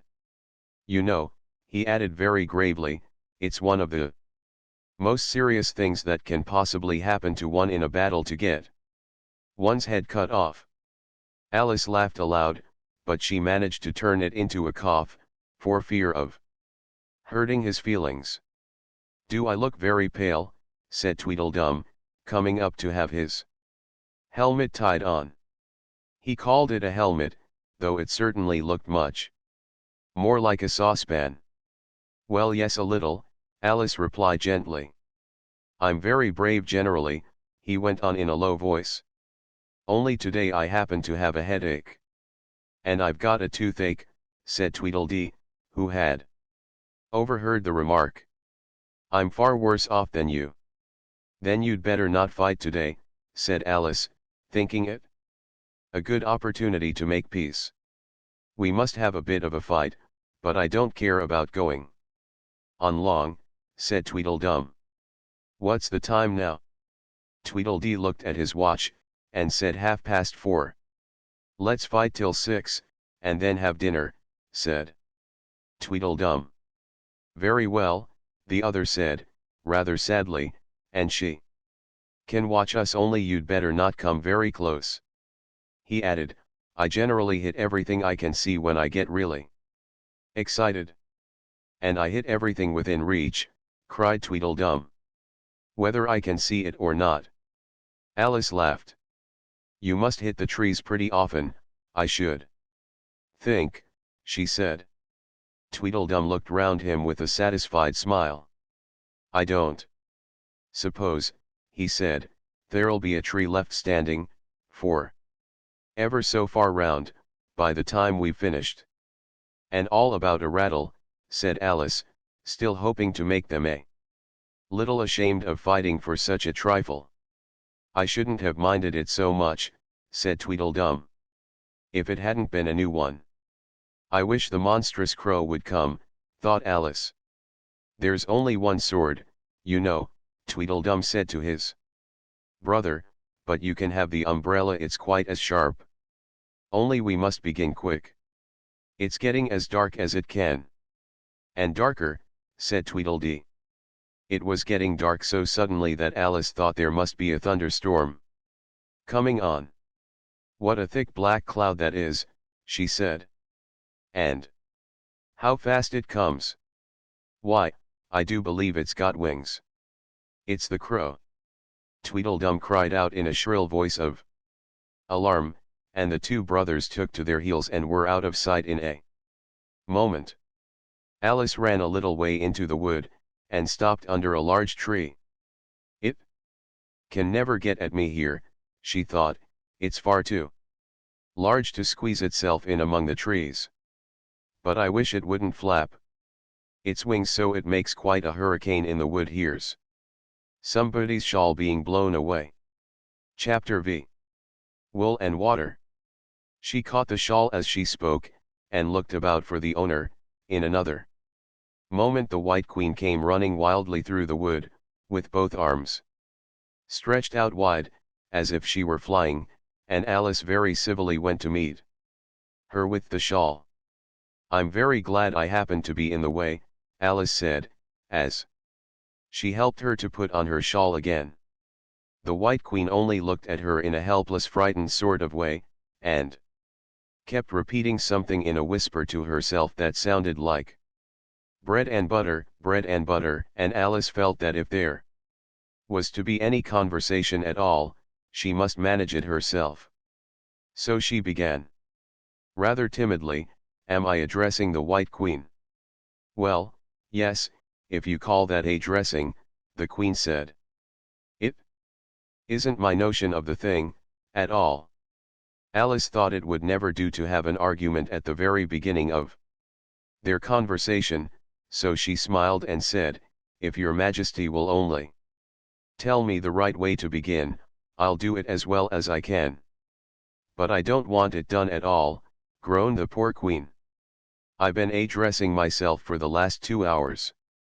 It would have been all the better, as it seemed to Alice, if she had got some one else to dress her, she was so dreadfully untidy. Every single thing's crooked," Alice thought to herself, "and she's all over pins. May I put your shawl straight for you?" she added aloud. "I don't know what's the matter with it," the Queen said, in a melancholy voice. "It's out of temper, I think. I pinned it here, and I pinned it there, but there's no pleasing it. It can't go straight, you know, if you pin it all on one side," Alice said, as she gently put it right for her, "and, dear me, what a state your hair is in." "The brush has got entangled in it," the Queen said with a sigh. "And I lost the comb yesterday." Alice carefully released the brush, and did her best to get the hair into order. "Come, you look rather better now," she said, after altering most of the pins. "But really you should have a lady's maid." "I'm sure I'll take you with pleasure," the Queen said. "Tuppence a week, and jam every other day." Alice couldn't help laughing, as she said, "I don't want you to hire me, and I don't care for jam." "It's very good jam," said the Queen. "Well, I don't want any today, at any rate." "You couldn't have it if you did want it," the Queen said. "The rule is, jam tomorrow and jam yesterday, but never jam today." "It must come sometimes to jam today," Alice objected. "No, it can't," said the Queen. "It's jam every other day. Today isn't any other day, you know." "I don't understand you," said Alice. "It's dreadfully confusing." "That's the effect of living backwards," the Queen said kindly. "It always makes one a little giddy at first." "Living backwards?" Alice repeated in great astonishment. "I never heard of such a thing. But there's one great advantage in it, that one's memory works both ways." "I'm sure mine only works one way," Alice remarked. "I can't remember things before they happen." "It's a poor sort of memory that only works backwards," the Queen remarked. "What sort of things do you remember best?" Alice ventured to ask. "Oh, things that happened the week after next," the Queen replied, in a careless tone. "For instance, now," she went on, sticking a large piece of plaster on her finger as she spoke, "there's the King's messenger. He's in prison now, being punished, and the trial doesn't even begin till next Wednesday, and of course the crime comes last of all." "Suppose he never commits the crime," said Alice. "That would be all the better, wouldn't it?" the Queen said, as she bound the plaster round her finger with a bit of ribbon. Alice felt there was no denying that. Of course it would be all the better, she said, but it wouldn't be all the better his being punished. "You're wrong there, at any rate," said the Queen. "Were you ever punished?" "Only for faults," said Alice. "And you were all the better for it, I know," the Queen said triumphantly. "Yes, but then I had done the things I was punished for," said Alice. "That makes all the difference." "But if you hadn't done them," the Queen said, "that would have been better still, better, and better, and better." Her voice went higher with each better, till it got quite to a squeak at last. Alice was just beginning to say there's a mistake somewhere, when the Queen began screaming so loud that she had to leave the sentence unfinished. "Oh, oh, oh," shouted the Queen, shaking her hand about as if she wanted to shake it off. My fingers bleeding. Oh, oh, oh, oh. Her screams were so exactly like the whistle of a steam engine, that Alice had to hold both her hands over her ears. "What is the matter?" she said, as soon as there was a chance of making herself heard. "Have you pricked your finger?" "I haven't pricked it yet," the Queen said, "but I soon shall. Oh, oh, oh." "When do you expect to do it?" Alice asked, feeling very much inclined to laugh. "When I fasten my shawl again," the poor Queen groaned out. "The brooch will come undone directly." "Oh, oh." As she said the words, the brooch flew open, and the Queen clutched wildly at it, and tried to clasp it again. "Take care," cried Alice. "You're holding it all crooked." And she caught at the brooch, but it was too late, the pin had slipped, and the Queen had pricked her finger. "That accounts for the bleeding, you see," she said to Alice with a smile. "Now you understand the way things happen here." "But why don't you scream now?" Alice asked, holding her hands ready to put over her ears again. "Why, I've done all the screaming already," said the Queen. "What would be the good of having it all over again?" By this time it was getting light. "The crow must have flown away, I think," said Alice. "I'm so glad it's gone. I thought it was the night coming on." "I wish I could manage to be glad," the Queen said. "Only I never can remember the rule. You must be very happy, living in this wood, and being glad whenever you like. Only it is so very lonely here," Alice said in a melancholy voice, and at the thought of her loneliness 2 large tears came rolling down her cheeks. "Oh, don't go on like that," cried the poor Queen, wringing her hands in despair. "Consider what a great girl you are. Consider what a long way you've come today. Consider what o'clock it is. Consider anything, only don't cry." Alice could not help laughing at this, even in the midst of her tears.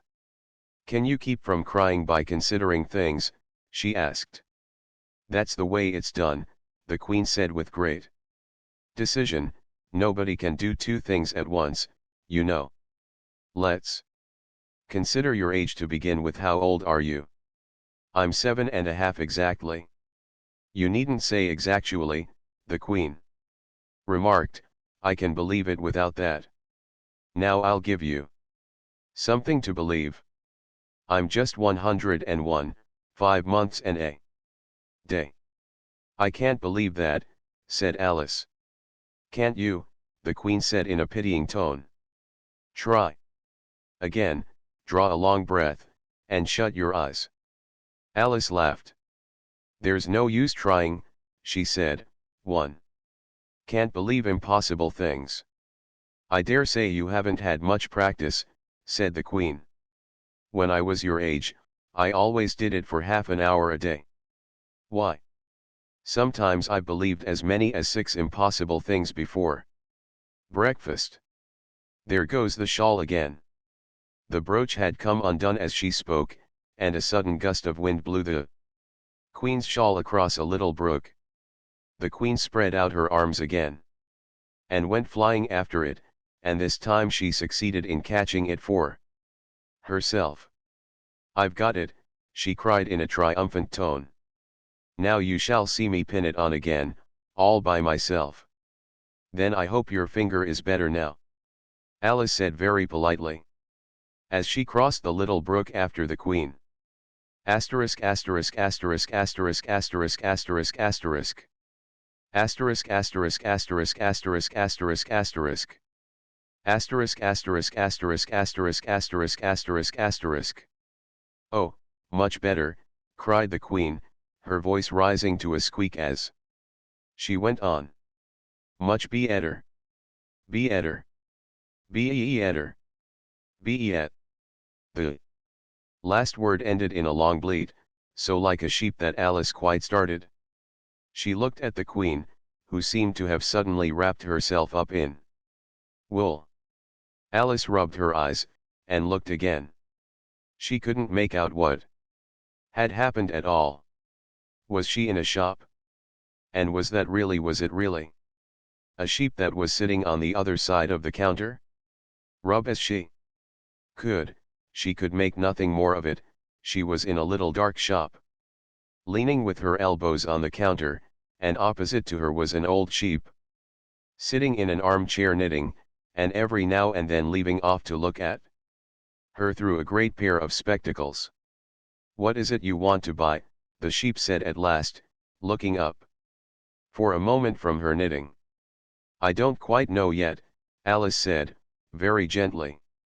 "I should like to look all round me first, if I might."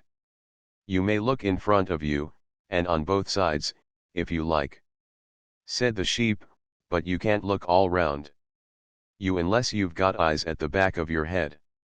But these, as it happened, Alice had not got, so she contented herself with turning round, looking at the shelves as she came to them.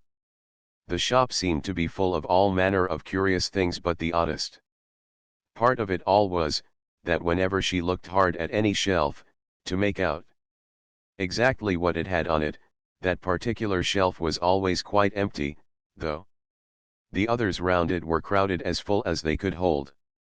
"Things flow about so here," she said at last in a plaintive tone, after she had spent a minute or so in vainly pursuing a large bright thing that looked sometimes like a doll and sometimes like a work box, and was always in the shelf next above the one she was looking at. "And this one is the most provoking of all, but I'll tell you what," she added, as a sudden thought struck her, "I'll follow it up to the very top shelf of all. It'll puzzle it to go through the ceiling, I expect." But even this plan failed. The thing went through the ceiling as quietly as possible, as if it were quite used to it. "Are you a child or a teetotum?" the sheep said, as she took up another pair of needles. "You'll make me giddy soon, if you go on turning round like that." She was now working with 14 pairs at once, and Alice couldn't help looking at her in great astonishment. "How can she knit with so many?" the puzzled child thought to herself. "She gets more and more like a porcupine every minute." "Can you row?" the sheep asked, handing her a pair of knitting needles as she spoke. "Yes, a little, but not on land and not with needles," Alice was beginning to say, when suddenly the needles turned into oars in her hands, and she found they were in a little boat, gliding along between banks, so there was nothing for it but to do her best. "Feather," cried the sheep, as she took up another pair of needles. This didn't sound like a remark that needed any answer, so Alice said nothing, but pulled away. There was something very queer about the water, she thought, as every now and then the oars got fast in it, and would hardly come out again. "Feather! Feather!" the sheep cried again, taking more needles. "You'll be catching a crab directly." "A dear little crab," thought Alice. "I should like that." "Didn't you hear me say feather?" the sheep cried angrily, taking up quite a bunch of needles. "Indeed I did," said Alice. "You've said it very often and very loud." "Please, where are the crabs?" "In the water, of course," said the sheep, sticking some of the needles into her hair, as her hands were full. "Feather, I say." "Why do you say feather so often?" Alice asked at last, rather vexed. "I'm not a bird." "You are," said the sheep. "You're a little goose." This offended Alice a little, so there was no more conversation for a minute or two, while the boat glided gently on, sometimes among beds of weeds, which made the oars stick fast in the water, worse than ever, and sometimes under trees, but always with the same tall river banks frowning over their heads. "Oh, please! There are some scented rushes. Alice cried in a sudden transport of delight. There really are, and such beauties. You needn't say please to me about the sheep said, without looking up from her knitting. I didn't put there, and I'm not going to take away. No, but I meant please, may we wait and pick some? Alice pleaded. If you don't mind stopping the boat for a minute. How am I to stop it? Said the sheep. If you leave off rowing, it'll stop of itself. So the boat was left to drift down the stream as it would, till it glided gently in among the waving rushes. And then the little sleeves were carefully rolled up, and the little arms were plunged in elbow deep to get the rushes a good long way down before breaking them off, and for a while Alice forgot all about the sheep and the knitting, as she bent over the side of the boat, with just the ends of her tangled hair dipping into the water, while with bright eager eyes she caught at one bunch after another of the darling scented rushes. I only hope the boat won't tipple over, she said to herself. Oh, what a lovely one. Only I couldn't quite reach it. And it certainly did seem a little provoking. Almost as if it happened on purpose, she thought, that, though she managed to pick plenty of beautiful rushes as the boat glided by, there was always a more lovely one that she couldn't reach. The prettiest are always further, she said at last, with a sigh. At the obstinacy of the rushes in growing so far off, as, with flushed cheeks and dripping hair and hands, she scrambled back into her place, and began to arrange her new-found treasures. What mattered it to her just then that the rushes had begun to fade, and to lose all their scent and beauty, from the very moment that she picked them? Even real scented rushes, you know, last only a very little while, and these, being dream rushes, melted away almost like snow, as they lay in heaps at her feet. But Alice hardly noticed this, there were so many other curious things to think about. They hadn't gone much farther before the blade of one of the oars got fast in the water and wouldn't come out again, so Alice explained it afterwards, and the consequence was that the handle of it caught her under the chin, and, in spite of a series of little shrieks of oh, oh, oh, from poor Alice, it swept her straight off the seat, and down among the heap of rushes. However, she wasn't hurt, and was soon up again. The sheep went on with her knitting all the while, just as if nothing had happened. That was a nice crab you caught, she remarked, as Alice got back into her place, very much relieved to find herself still in the boat. Was it? I didn't see it, said Alice, peeping cautiously over the side of the boat into the dark water. I wish it hadn't let go. I should so like to see a little crab to take home with me. But the sheep only laughed scornfully, and went on with her knitting. Are there many crabs here? Said Alice. Crabs, and all sorts of things, said the sheep, plenty of choice, only make up your mind. Now, what do you want to buy? To buy?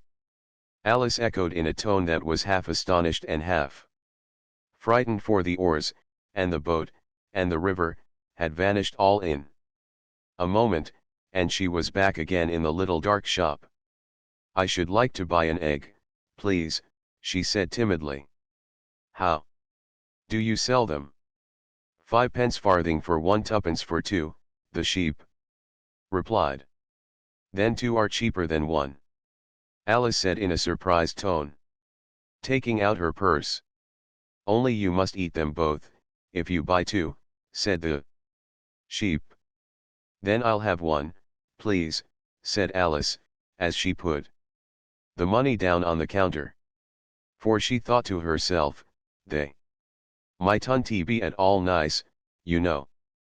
The sheep took the money, and put it away in a box. Then she said, I never put things into people's hands that would never do. You must get it for yourself. And so saying, she went off to the other end of the shop, and set the egg upright on a shelf. I wonder why it wouldn't do, thought Alice, as she groped her way among the tables and chairs, for the shop was very dark towards the end. The egg seems to get further away the more I walk towards it. Let me see, is this a chair? Why, it's got branches, I declare. How very odd to find trees growing here. And actually here's a little brook. Well, this is the very queerest shop I ever saw. Asterisk asterisk asterisk asterisk asterisk asterisk asterisk. Asterisk asterisk asterisk asterisk asterisk asterisk. Asterisk asterisk asterisk asterisk asterisk asterisk asterisk.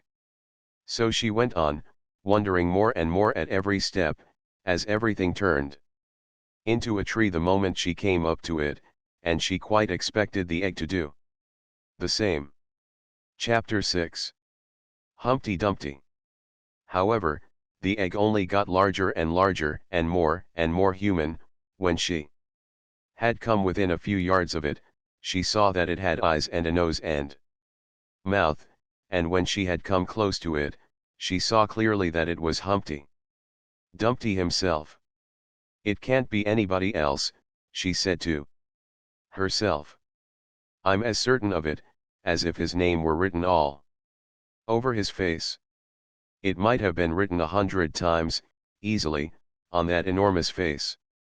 Humpty Dumpty was sitting with his legs crossed, like a Turk, on the top of a high wall, such a narrow one that Alice quite wondered how he could keep his balance, and, as his eyes were steadily fixed in the opposite direction, and he didn't take the least notice of her, she thought he must be a stuffed figure after all. And how exactly like an egg he is, she said aloud, standing with her hands ready to catch him, for she was every moment expecting him to fall. It's very provoking, Humpty Dumpty said after a long silence, looking away from Alice as he spoke, to be called an egg. Very. I said you looked like an egg, sir, Alice gently explained. And some eggs are very pretty, you know, she added, hoping to turn her remark into a sort of a compliment. Some people, said Humpty Dumpty, looking away from her as usual, have no more sense than a baby. Alice didn't know what to say to this. It wasn't at all like conversation, she thought, as he never said anything to her. In fact, his last remark was evidently addressed to a tree, so she stood and softly repeated to herself, Humpty Dumpty sat on a wall. Humpty Dumpty had a great fall. All the king's horses and all the king's men couldn't put Humpty Dumpty in his place again. That last line is much too long for the poetry, she added, almost out loud, forgetting that Humpty Dumpty would hear her. Don't stand there chattering to yourself like that, Humpty Dumpty said, looking at her for the first time, but tell me your name and your business. My name is Alice, but it's a stupid enough name, Humpty Dumpty interrupted impatiently. What does it mean? Must a name mean something? Alice asked doubtfully. Of course it must, Humpty Dumpty said with a short laugh. My name means the shape I am, and a good handsome shape it is, too. With a name like yours, you might be any shape, almost. Why do you sit out here all alone? Said Alice, not wishing to begin an argument. Why, because there's nobody with me, cried Humpty Dumpty. Did you think I didn't know the answer to that? Ask another. Don't you think you'd be safer down on the ground? Alice went on, not with any idea of making another riddle, but simply in her good-natured anxiety for the queer creature. That wall is so very narrow. What tremendously easy riddles you ask. Humpty Dumpty growled out. Of course I don't think so.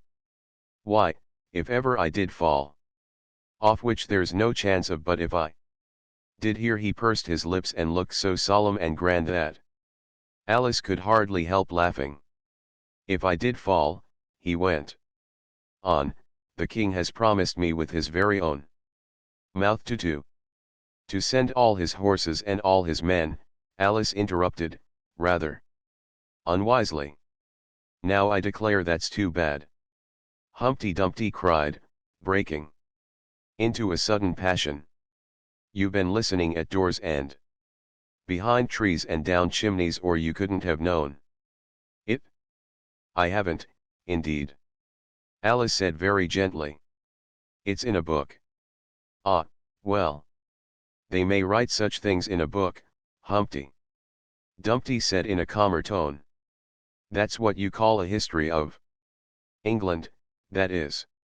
Now, take a good look at me. I'm one that has spoken to a king, I am, mayhap you'll never see such another, and to show you I'm not proud, you may shake hands with me. And he grinned almost from ear to ear, as he leaned forwards, and as nearly as possible fell off the wall in doing so, and offered Alice his hand.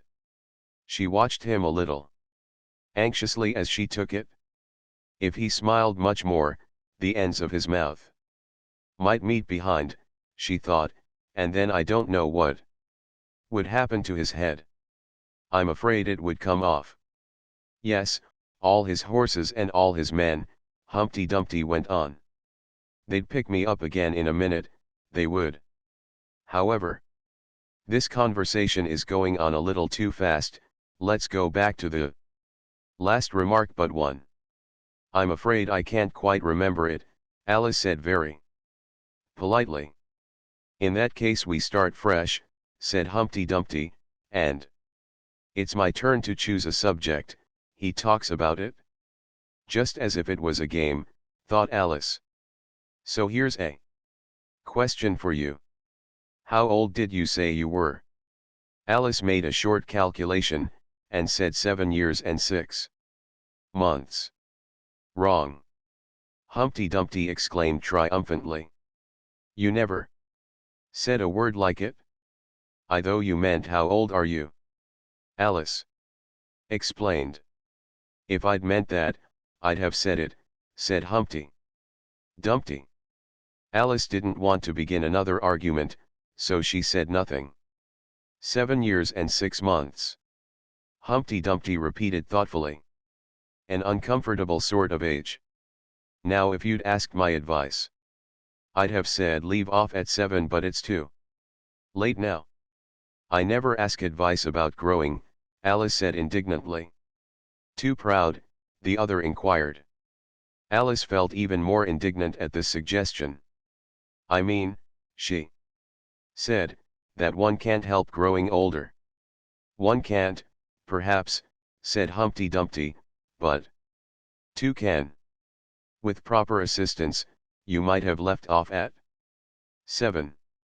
What a beautiful belt you've got on, Alice suddenly remarked.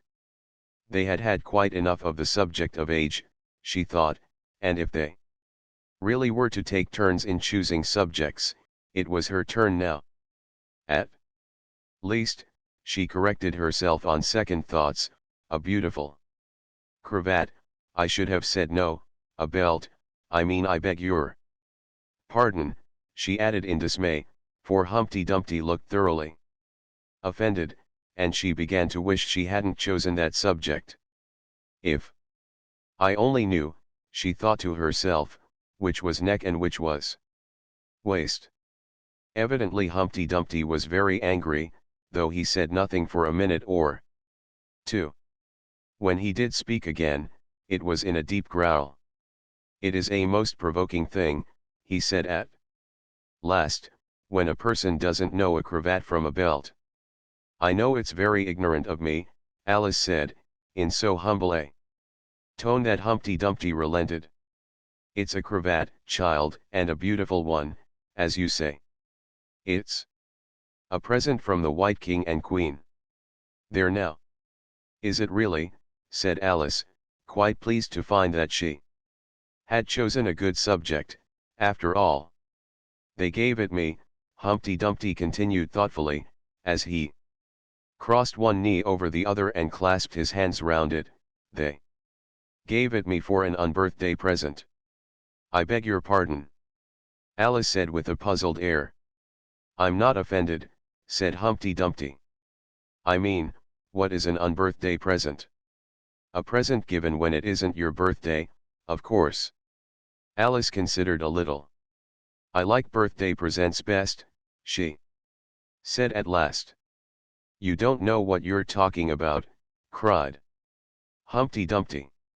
How many days are there in a year? 365, said Alice.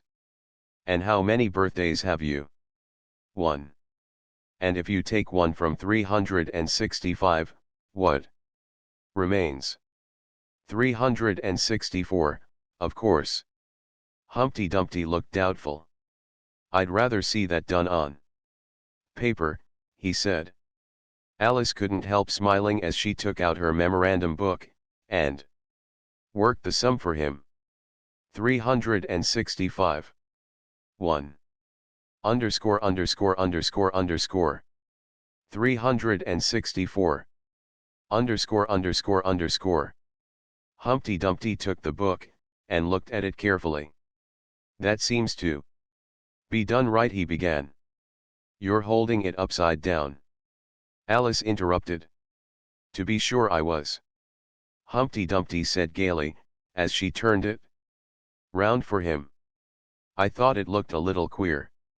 As I was saying, that seems to be done right, though I haven't time to look it over thoroughly just now, and that shows that there are 364 days when you might get unbirthday presents. Certainly, said Alice. And only 1 for birthday presents, you know. There's glory for you. I don't know what you mean by glory, Alice said. Humpty Dumpty smiled contemptuously. Of course you don't till I tell you. I meant there's a nice knockdown argument for you. But glory doesn't mean a nice knockdown argument, Alice objected. When I use a word, Humpty Dumpty said in rather a scornful tone, it means just what I choose it to mean, neither more nor less. The question is, said Alice, whether you can make words mean so many different things. The question is, said Humpty Dumpty, which is to be master, that's all. Alice was too much puzzled to say anything, so after a minute Humpty Dumpty began again. They've a temper, some of them particularly. Verbs, they're the proudest adjectives you can do anything with. But not verbs, however, I can manage the whole lot of them. Impenetrability. That's what I say. Would you tell me, please, said Alice, what that means? Now you talk like a reasonable child, said Humpty Dumpty, looking very much pleased. I meant by impenetrability that we've had enough of that subject, and it would be just as well if you'd mention what you mean to do next, as I suppose you don't mean to stop here all the rest of your life. That's a great deal to make one word mean, Alice said in a thoughtful tone. When I make a word do a lot of work like that, said Humpty Dumpty, I always pay it extra. Oh, said Alice. She was too much puzzled to make any other remark. Ah, you should see 'em come round me of a Saturday night, Humpty Dumpty went on, wagging his head gravely from side to side, for to get their wages, you know. Alice didn't venture to ask what he paid them with, and so you see I can't tell you. You seem very clever at explaining words, sir, said Alice. Would you kindly tell me the meaning of the poem called Jabberwocky? Let's hear it, said Humpty Dumpty. I can explain all the poems that were ever invented, and a good many that haven't been invented just yet. This sounded very hopeful, so Alice repeated the first verse. 'Twas brillig, and the slithy toves did gyre and gimble in the wabe. All mimsy were the borogoves. And the mome raths out grab. That's enough to begin with, Humpty Dumpty interrupted. There are plenty of hard words there. Brillig means 4 o'clock in the afternoon, the time when you begin broiling things for dinner. That'll do very well, said Alice, and slithy. Well, slithy means lithe and slimy. Lithe is the same as active. You see, it's like a portmanteau, there are two meanings packed up into one word. I see it now, Alice remarked thoughtfully, and what are toves? Well, toves are something like badgers, they're something like lizards, and they're something like corkscrews. They must be very curious looking creatures. They are that, said Humpty Dumpty, also they make their nests under sundials, also they live on cheese. And what's the gyre and to gimbal? To gyre is to go round and round like a gyroscope. To gimbal is to make holes like a gimlet. And the wabe is the grass plot round a sundial, I suppose, said Alice, surprised at her own ingenuity. Of course it is. It's called wabe, you know. Because it goes a long way before it, and a long way behind it. And a long way beyond it on each side, Alice added. Exactly so. Well, then, mimsy is flimsy and miserable, there's another portmanteau for you. And a borougove is a thin shabby looking bird with its feathers sticking out all round, something like a live mop. And then mome raths, said Alice. I'm afraid I'm giving you a great deal of trouble. Well, a rath is a sort of green pig, but mome I'm not certain about. I think it's short for from home, meaning that they'd lost their way, you know. And what does outgrab mean? Well, outgrabbing is something between bellowing and whistling, with a kind of sneeze in the middle. However, you'll hear it done, maybe down in the wood yonder, and when you've once heard it you'll be quite content. Who's been repeating all that hard stuff to you? I read it in a book, said Alice. But I had some poetry repeated to me, much easier than that, by Tweedledee, I think it was. As to poetry, you know, said Humpty Dumpty, stretching out one of his great hands, I can repeat poetry as well as other folk, if it comes to that. Oh, it needn't come to that, Alice hastily said, hoping to keep him from beginning. The piece I'm going to repeat, he went on without noticing her remark, was written entirely for your amusement. Alice felt that in that case she really ought to listen to it, so she sat down, and said thank you rather sadly. In winter, when the fields are white, I sing this song for your delight. Only I don't sing it, he added, as an explanation. I see you don't, said Alice. If you can see whether I'm singing or not, you've sharper eyes than most, Humpty Dumpty remarked severely. Alice was silent. In spring, when woods are getting green.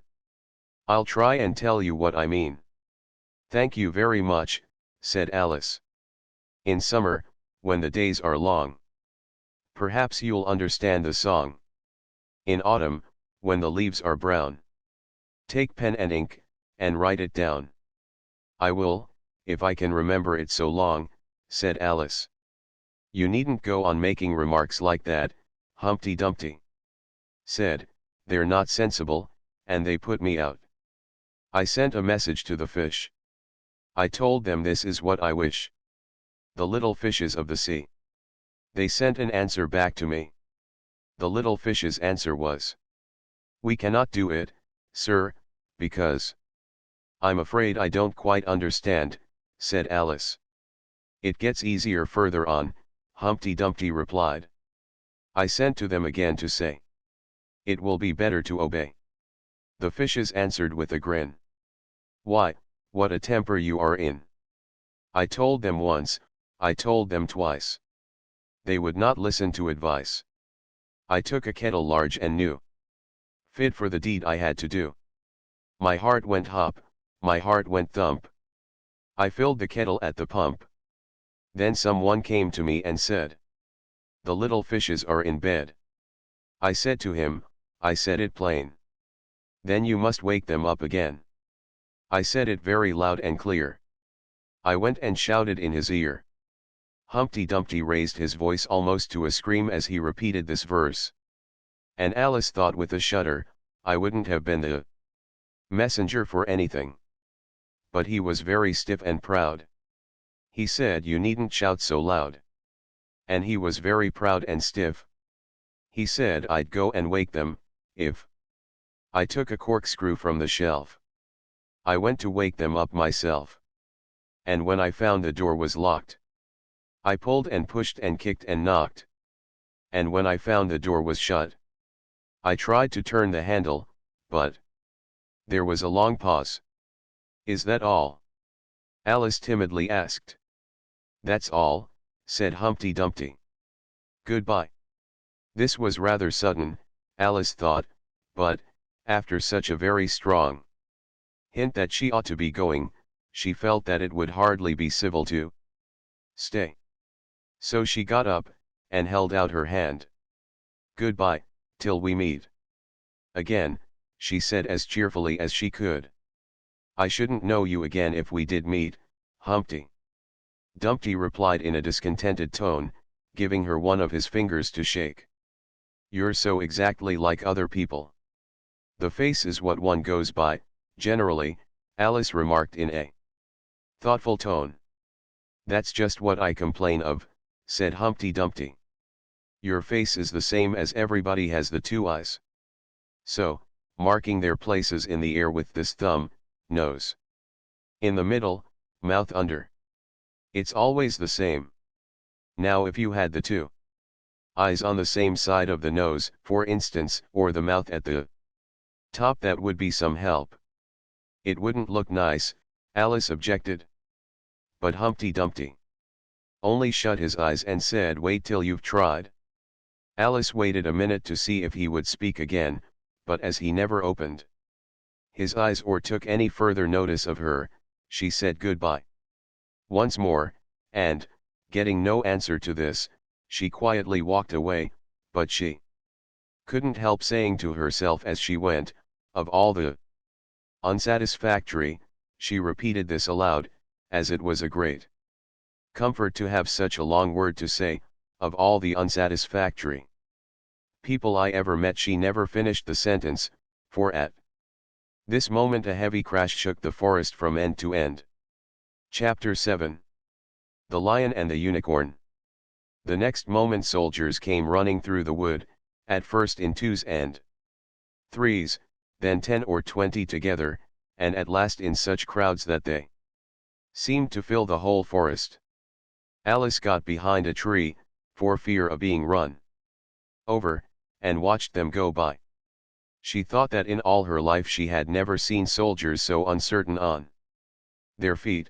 They were always tripping over something or other, and whenever one went down, several more always fell over him, so that the ground was soon covered with little heaps of men. Then came the horses. Having 4 feet, these managed rather better than the foot soldiers, but even they stumbled now and then, and it seemed to be a regular rule that, whenever a horse stumbled, the rider fell off instantly. The confusion got worse every moment, and Alice was very glad to get out of the wood into an open place, where she found the White King seated on the ground, busily writing in his memorandum book. "I've sent them all," the king cried in a tone of delight, on seeing Alice. "Did you happen to meet any soldiers, my dear, as you came through the wood?" "Yes, I did," said Alice, "several thousand, I should think. 4,207, that's the exact number," the king said, referring to his book. "I couldn't send all the horses, you know, because 2 of them are wanted in the game. And I haven't sent the 2 messengers, either. They're both gone to the Town. Just look along the road, and tell me if you can see either of them. I see nobody on the road, said Alice. I only wish I had such eyes, the king remarked in a fretful tone. To be able to see nobody. And at that distance, too. Why? It's as much as I can do to see real people, by this light. All this was lost on Alice, who was still looking intently along the road, shading her eyes with one hand. I see somebody now, she exclaimed. At last.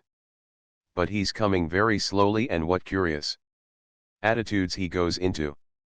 For the messenger kept skipping up and down, and wriggling like an eel, as he came along, with his great hands spread out, like fans on each side. Not at all, said the king. He's an Anglo-Saxon messenger, and those are Anglo-Saxon attitudes.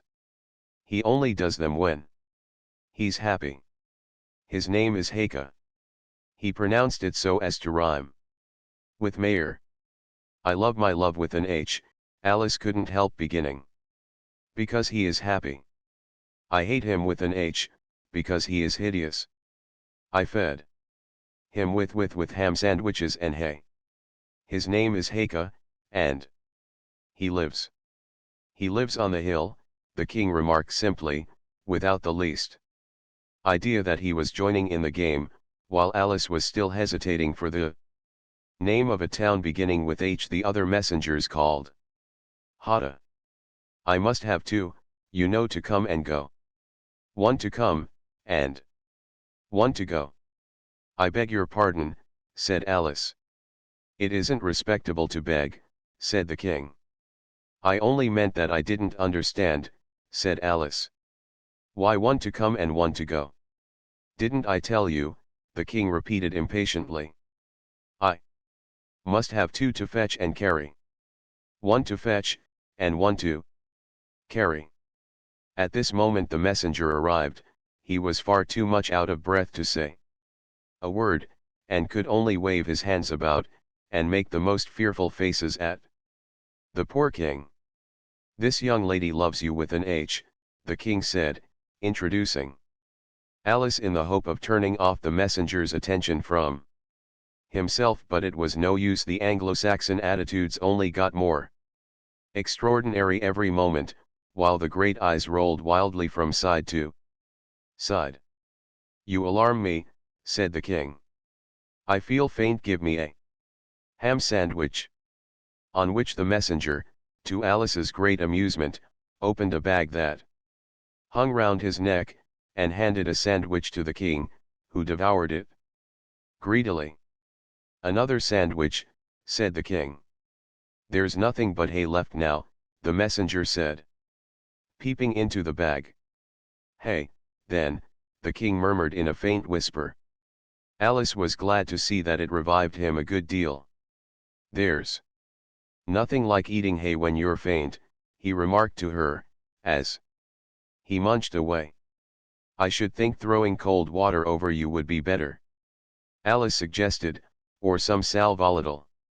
I didn't say there was nothing better, the king replied. I said there was nothing like it. Which Alice did not venture to deny. Who did you pass on the road? The king went on, holding out his hand to the messenger for some more hay. Nobody, said the messenger. Quite right, said the king, this young lady saw him too. So of course nobody walks slower than you. I do my best, the messenger said in a sulky tone. I'm sure nobody walks much faster than I do.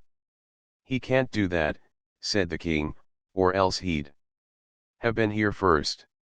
However, now you've got your breath, you may tell us what's happened in the town. I'll whisper it, said the messenger, putting his hands to his mouth in the shape of a trumpet, and stooping so as to get close to the king's ear. Alice was sorry for this, as she wanted to hear the news too. However, instead of whispering, he simply shouted at the top of his voice. They're at it again. Do you call that a whisper? Cried the poor king, jumping up and shaking himself. If you do such a thing again, I'll have you buttered. It went through and through my head like an earthquake. It would have to be a very tiny earthquake, thought Alice. Who are at it again, she ventured to ask. Why, the lion and the unicorn, of course, said the king. Fighting for the crown. Yes, to be sure, said the king, and the best of the joke is, that it's my crown all the while. Let's run and see them. And they trotted off, Alice repeating to herself, as she ran, the words of the old song. The lion and the unicorn were fighting for the crown. The lion beat the unicorn all round the town. Some gave them white bread, some gave them brown. Some gave them plum cake and drummed them out of town. Does the one that wins get the crown? She asked, as well as she could, for the run was putting her quite out of breath. Dear me, no, said the king. What an idea! Would you be good enough, Alice panted out, after running a little further, to stop a minute just to get one's breath again. I'm good enough, the king said, only I'm not strong enough. You see, a minute goes by so fearfully quick. You might as well try to stop a bandersnatch. Alice had no more breath for talking, so they trotted on in silence, till they came in sight of a great crowd, in the middle of which the lion and unicorn were fighting. They were in such a cloud of dust, that at first Alice could not make out which was which, but she soon managed to distinguish the unicorn by his horn. They placed themselves close to where Hata, the other messenger, was standing, watching the fight, with a cup of tea in one hand and a piece of bread and butter in the other. He's only just out of prison, and he hadn't finished his tea. When he was sent in, Heike whispered to Alice, and they only give them oyster shells in there, so you see he's very hungry and thirsty. How are you, dear child, he went on, putting his arm affectionately round Hata's neck. Hata looked round and nodded, and went on with his bread and butter. Were you happy in prison, dear child, said Heike. Hata looked round once more, and this time a tear or two trickled down his cheek, but not a word would he say. Speak, can't you? Heike cried impatiently. But Hata only munched away, and drank some more tea. Speak, won't you? Cried the king. How are they getting on with the fight? Hata made a desperate effort, and swallowed a large piece of bread and butter. They're getting on very well, he said in a choking voice. Each of them has been down about 87 times. Then I suppose they'll soon bring the white bread and the brown. Alice ventured to remark. It's waiting for 'em now, said Hata, this is a bit of it as I'm eating.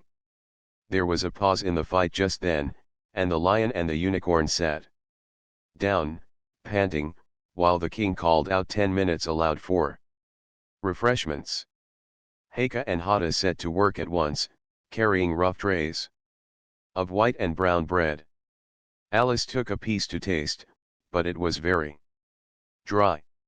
I don't think they'll fight any more today, the king said to Hata, go and order the drums to begin. And Hata went bounding away like a grasshopper. For a minute or two Alice stood silent, watching him. Suddenly she brightened up. Look, look, she cried, pointing eagerly. There's the White Queen running across the country. She came flying out of the wood. Over yonder, how fast those queens can run. There's some enemy after her, no doubt, the king said, without even looking round. That wood's full of them. But aren't you going to run and help her? Alice asked, very much surprised at his taking it so quietly. No use, said the king. She runs so fearfully quick. You might as well try to catch a bandersnatch. But I'll make a memorandum about her, if you like. She's a dear good creature, he repeated softly to himself, as he opened his memorandum book. Do you spell creature with a double E? At this moment the unicorn sauntered by them, with his hands in his pockets. I had the best of it this time, he said to the king, just glancing at him as he passed. A little, the king replied, rather nervously. You shouldn't have run him through with your horn, you. No. It didn't hurt him, the unicorn said carelessly, and he was going on, when his eye happened to fall upon Alice. He turned round rather instantly, and stood for some time looking at her with an air of the deepest disgust. What is this? He said at last. This is a child. Haker replied eagerly, coming in front of Alice to introduce her, and spreading out both his hands towards her in an Anglo-Saxon attitude. We only found it today. It's as large as life, and twice as natural. I always thought they were fabulous monsters, said the unicorn. Is it alive? It can talk, said Heike, solemnly. The unicorn looked dreamily at Alice, and said, talk, child. Alice could not help her lips curling up into a smile as she began, do you know, I always thought unicorns were fabulous monsters, too. I never saw one alive before. Well, now that we have seen each other, said the unicorn. If you'll believe in me, I'll believe in you. Is that a bargain? Yes, if you like, said Alice. Come, fetch out the plum cake, old man, the unicorn went on, turning from her to the king. None of your brown bread for me. Certainly, certainly, the king muttered, and beckoned to Heike. Open the bag, he whispered. Quick. Not that. One that's full of hay.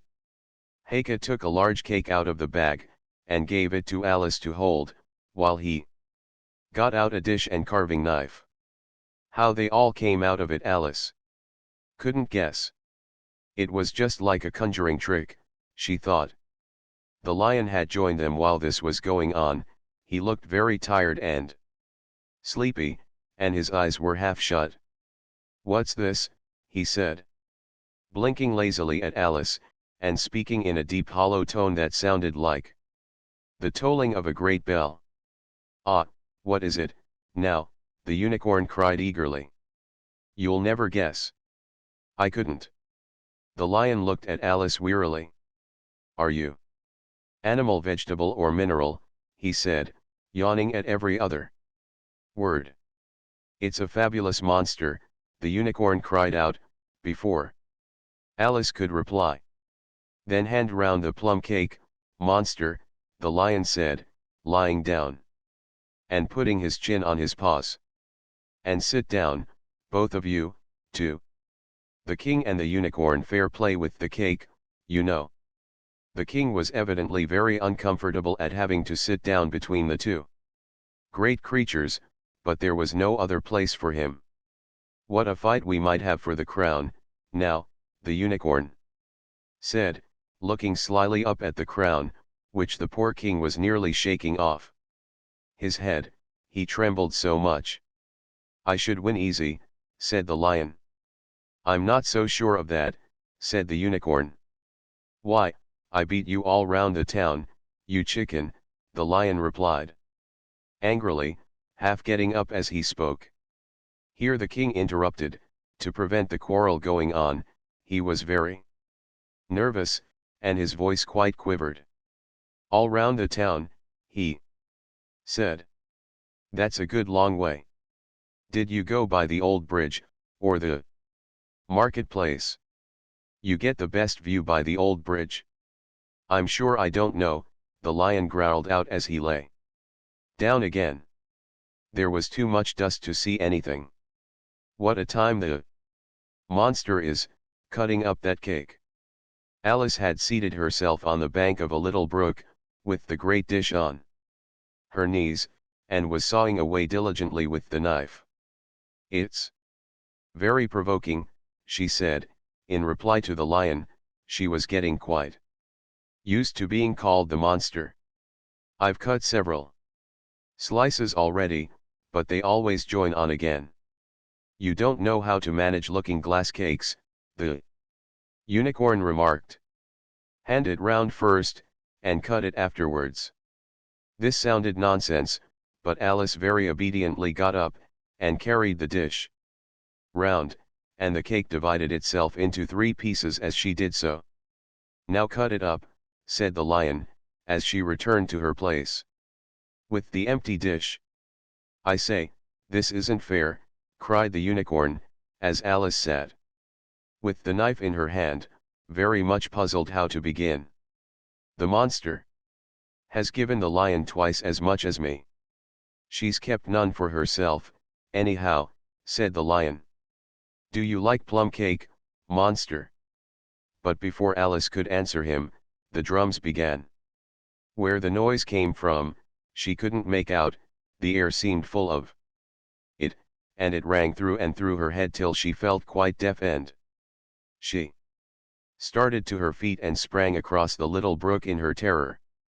Asterisk asterisk asterisk asterisk asterisk asterisk asterisk. Asterisk asterisk asterisk asterisk asterisk asterisk. Asterisk asterisk asterisk asterisk asterisk asterisk asterisk. And had just time to see the lion and the unicorn rise to their feet, with angry looks at being interrupted in their feast, before she dropped to her knees, and put her hands over her ears, vainly trying to shut out the dreadful uproar. "If that doesn't drum them out of town," she thought to herself, "nothing ever will." Chapter 8. It's my own invention. After a while the noise seemed gradually to die away, till all was dead silence, and Alice lifted up her head in some alarm. There was no one to be seen, and her first thought was that she must have been dreaming about the lion and the unicorn and those queer Anglo-Saxon messengers. However, there was the great dish still lying at her feet, on which she had tried to cut the plum cake. "So I wasn't dreaming, after all," she said to herself, unless we're all part of the same dream. Only I do hope it's my dream, and not the Red King's. I don't like belonging to another person's dream," she went on, in a rather complaining tone. "I've a great mind to go and wake him, and see what happens." At this moment her thoughts were interrupted by a loud shouting of "Ahoy! Ahoy! Check!" and a knight dressed in crimson armor came galloping down upon her, brandishing a great club. Just as he reached her, the horse stopped suddenly. "You're my prisoner," the knight cried, as he tumbled off his horse. Startled as she was, Alice was more frightened for him than for herself at the moment, and watched him with some anxiety as he mounted again. As soon as he was comfortably in the saddle, he began once more. "You're my—" But here another voice broke in, "Ahoy! Ahoy! Check!" and Alice looked round in some surprise for the new enemy. This time it was a white knight. He drew up at Alice's side, and tumbled off his horse just as the Red Knight had done. Then he got on again, and the 2 knights sat and looked at each other for some time without speaking. Alice looked from one to the other in some bewilderment. "She's my prisoner, you know," the Red Knight said at last. "Yes, but then I came and rescued her," the White Knight replied. "Well, we must fight for her, then," said the Red Knight, as he took up his helmet, which hung from the saddle, and was something the shape of a horse's head, and put it on. "You will observe the rules of battle, of course," the White Knight remarked, putting on his helmet too. "I always do," said the Red Knight, and they began banging away at each other with such fury that Alice got behind a tree to be out of the way of the blows. "I wonder, now, what the rules of battle are," she said to herself. As she watched the fight, timidly peeping out from her hiding place, one rule seems to be, that if one knight hits the other, he knocks him off his horse, and if he misses, he tumbles off himself, and another rule seems to be that they hold their clubs with their arms, as if they were Punch and Judy. What a noise they make when they tumble! Just like a whole set of fire irons falling into the fender. And how quiet the horses are. They let them get on and off them just as if they were tables. Another rule of battle, that Alice had not noticed, seemed to be that they always fell on their heads, and the battle ended with their both falling off in this way, side by side. When they got up again, they shook hands, and then the Red Knight mounted and galloped off. "It was a glorious victory, wasn't it?" said the White Knight, as he came up panting. "I don't know," Alice said doubtfully. "I don't want to be anybody's prisoner. I want to be a queen." "So you will, when you've crossed the next brook," said the White Knight. "I'll see you safe to the end of the wood, and then I must go back, you know. That's the end of my move." "Thank you very much," said Alice. "May I help you off with your helmet?" It was evidently more than he could manage by himself. However, she managed to shake him out of it at last. "Now one can breathe more easily," said the knight, putting back his shaggy hair with both hands, and turning his gentle face and large mild eyes to Alice. She thought she had never seen such a strange-looking soldier in all her life. He was dressed in tin armor, which seemed to fit him very badly, and he had a queer-shaped little deal box fastened across his shoulder, upside down, and with the lid hanging open. Alice looked at it with great curiosity. "I see you're admiring my little box," the knight said in a friendly tone. "It's my own invention to keep clothes and sandwiches in. You see, I carry it upside down, so that the rain can't get in. But the things can get out," Alice gently remarked. "Do you know the lid's open?" "I didn't know it," the knight said, a shade of vexation passing over his face. "Then all the things must have fallen out? And the box is no use without them." He unfastened it as he spoke, and was just going to throw it into the bushes, when a sudden thought seemed to strike him. And he hung it carefully on a tree. "Can you guess why I did that?" he said to Alice. Alice shook her head. "In hopes some bees may make a nest in it, then I should get the honey. But you've got a beehive or something like one fastened to the saddle," said Alice. "Yes, it's a very good beehive," the knight said in a discontented tone, "one of the best kind. But not a single bee has come near it yet. And the other thing is a mousetrap. I suppose the mice keep the bees out, or the bees keep the mice out, I don't know which." "I was wondering what the mousetrap was for," said Alice. "It isn't very likely there would be any mice on the horse's back." "Not very likely, perhaps," said the knight, "but if they do come, I don't choose to have them running all about. You see," he went on after a pause, "it's as well to be provided for everything. That's the reason the horse has all those anklets round his feet." "But what are they for?" Alice asked in a tone of great curiosity. "To guard against the bites of sharks," the knight replied. "It's an invention of my own. And now help me on. I'll go with you to the end of the wood." "What's the dish for?" "It's meant for plum cake," said Alice. "We'd better take it with us," the knight said. "It'll come in handy if we find any plum cake." "Help me to get it into this bag." This took a very long time to manage, though Alice held the bag open very carefully, because the knight was so very awkward in putting in the dish. the first 2 or 3 times that he tried he fell in himself instead. "It's rather a tight fit, you see," he said, as they got it. "In a last, there are so many candlesticks in the bag." And he hung it to the saddle, which was already loaded with bunches of carrots, and fire irons, and many other things. "I hope you've got your hair well fastened on," he continued, as they set off.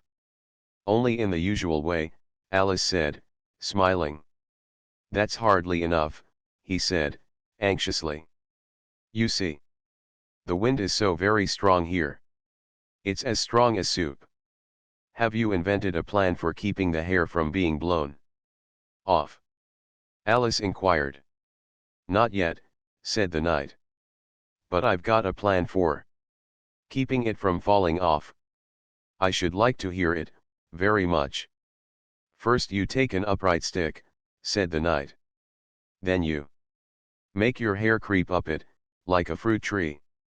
Now the reason hair falls off is because it hangs down, things never fall upwards, you know.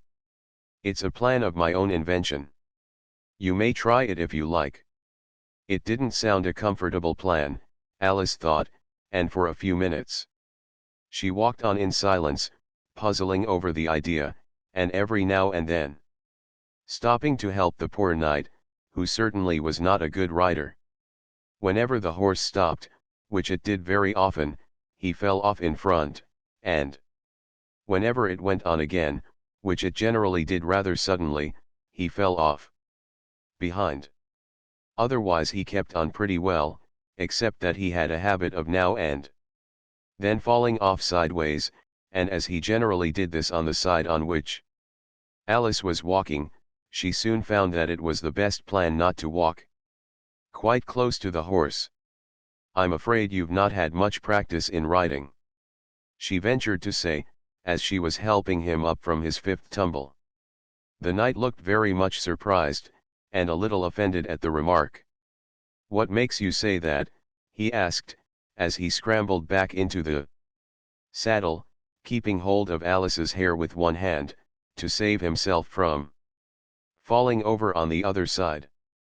"Because people don't fall off quite so often, when they've had much practice." "I've had plenty of practice," the knight said very gravely. "Plenty of practice." Alice could think of nothing better to say than indeed, but she said it as heartily as she could. They went on a little way in silence after this, the knight with his eyes shut, muttering to himself, and Alice watching anxiously for the next tumble. "The great art of riding," the knight suddenly began in a loud voice, waving his right arm as he spoke, "is to keep here." The sentence ended as suddenly as it had begun, as the knight fell heavily on the top of his head exactly in the path where Alice was walking. She was quite frightened this time, and said in an anxious tone, as she picked him up, "I hope no bones are broken." "None to speak of," the knight said, as if he didn't mind breaking 2 or 3 of them. "The great art of riding, as I was saying, is to keep your balance properly. Like this, you know." He let go the bridle, and stretched out both his arms to show Alice what he meant, and this time he fell flat on his back, right under the horse's feet. "Plenty of practice," he went on repeating, all the time that Alice was getting him on his feet again. "Plenty of practice." "It's too ridiculous," cried Alice, losing all her patience. "This time you ought to have a wooden horse on wheels, that you ought." "Does that kind go smoothly?" the knight asked in a tone of great interest, clasping his arms round the horse's neck as he spoke, just in time to save himself from tumbling off again. "Much more smoothly than a live horse," Alice said, with a little scream of laughter, in spite of all she could do to prevent it. "I'll get one," the knight said thoughtfully to himself. "1 or 2 several." There was a short silence after this, and then the knight went on again. "I'm a great hand at inventing things. Now, I dare say you noticed. That last time you picked me up, that I was looking rather thoughtful. You were a little grave, said Alice. Well, just then I was inventing a new way of getting over a gate. Would you like to hear it? Very much indeed, Alice said politely. I'll tell you how I came to think of it, said the knight. You see, I said to myself, the only difficulty is with the feet. The head is high enough already. Now, first I put my head on the top of the gate, then I stand on my head, then the feet are high enough, you see, then I'm over, you see. Yes, I suppose you'd be over when that was done, Alice said thoughtfully, but don't you think it would be rather hard? I haven't tried it yet, the knight said, gravely, so I can't tell for certain, but I'm afraid it would be a little hard. He looked so vexed at the idea, that Alice changed the subject hastily. What a curious helmet you've got, she said cheerfully. Is that your invention too? The knight looked down proudly at his helmet, which hung from the saddle. Yes, he said, but I've invented a better one than that, like a sugar loaf. When I used to wear it, if I fell off the horse, it always touched the ground directly. So I had a very little way to fall, you see, but there was the danger of falling into it. To be sure. That happened to me once, and the worst of it was, before I could get out again, the other white knight came and put it on. He thought it was his own helmet. The knight looked so solemn about it that Alice did not dare to laugh. I'm afraid you must have hurt him, she said in a trembling voice, being on the top of his head. I had to kick him, of course, the knight said, very seriously. And then he took the helmet off again, but it took hours and hours to get me out. I was as fast as lightning, you know. But that's a different kind of fastness, Alice objected. The knight shook his head. It was all kinds of fastness with me, I can assure you, he said. He raised his hands in some excitement as he said this, and instantly rolled out of the saddle, and fell headlong into a deep ditch. Alice ran to the side of the ditch to look for him. She was rather startled by the fall, as for some time he had kept on very well, and she was afraid that he really was hurt this time. However, though she could see nothing but the soles of his feet, she was much relieved to hear that he was talking on in his usual tone. All kinds of fastness, he repeated, but it was careless of him to put another man's helmet on with the man in it, too. How can you go on talking so quietly, head downwards? Alice asked, as she dragged him out by the feet, and laid him in a heap on the bank. The knight looked surprised at the question. What does it matter where my body happens to be, he said. My mind goes on working all the same. In fact, the more head downwards I am, the more I keep inventing new things. Now the cleverest thing of the sort that I ever did, he went on, after a pause, was inventing a new pudding during the meat course. In time to have it cooked for the next course, said Alice. Well, not the next course, the knight said in a slow, thoughtful tone. No, certainly not the next course. Then it would have to be the next day. I suppose you wouldn't have two pudding courses in one dinner. Well, not the next day, the knight repeated as before. Not the next day. In fact, he went on, holding his head down, and his voice getting lower and lower, I don't believe that pudding ever was cooked. In fact, I don't believe that pudding ever will be cooked. And yet it was a very clever pudding to invent. What did you mean it to be made of? Alice asked, hoping to cheer him up, for the poor knight seemed quite low-spirited about it. It began with blotting paper, the knight answered with a groan. That wouldn't be very nice, I'm afraid. Not very nice alone, he interrupted, quite eagerly. But you've no idea what a difference it makes mixing it with other things such as gunpowder and sealing wax. And here I must leave you. They had just come to the end of the wood. Alice could only look puzzled, she was thinking of the pudding. You are sad, the knight said in an anxious tone, let me sing you a song to comfort you. Is it very long? Alice asked, for she had heard a good deal of poetry that day. It's long, said the knight, but very, very beautiful. Everybody that hears me sing it, either it brings the tears into their eyes, or else. Or else what? Said Alice, for the knight had made a sudden pause. Or else it doesn't, you know. The name of the song is called Haddock's Eyes. Oh, that's the name of the song, is it? Alice said, trying to feel interested. No, you don't understand, the knight said, looking a little vexed. That's what the name is called. The name really is the aged man. Then I ought to have said that's what the song is called. Alice corrected herself. No, you oughtn't, that's quite another thing. The song is called Ways and Means, but that's only what it's called, you know. Well, what is the song, then?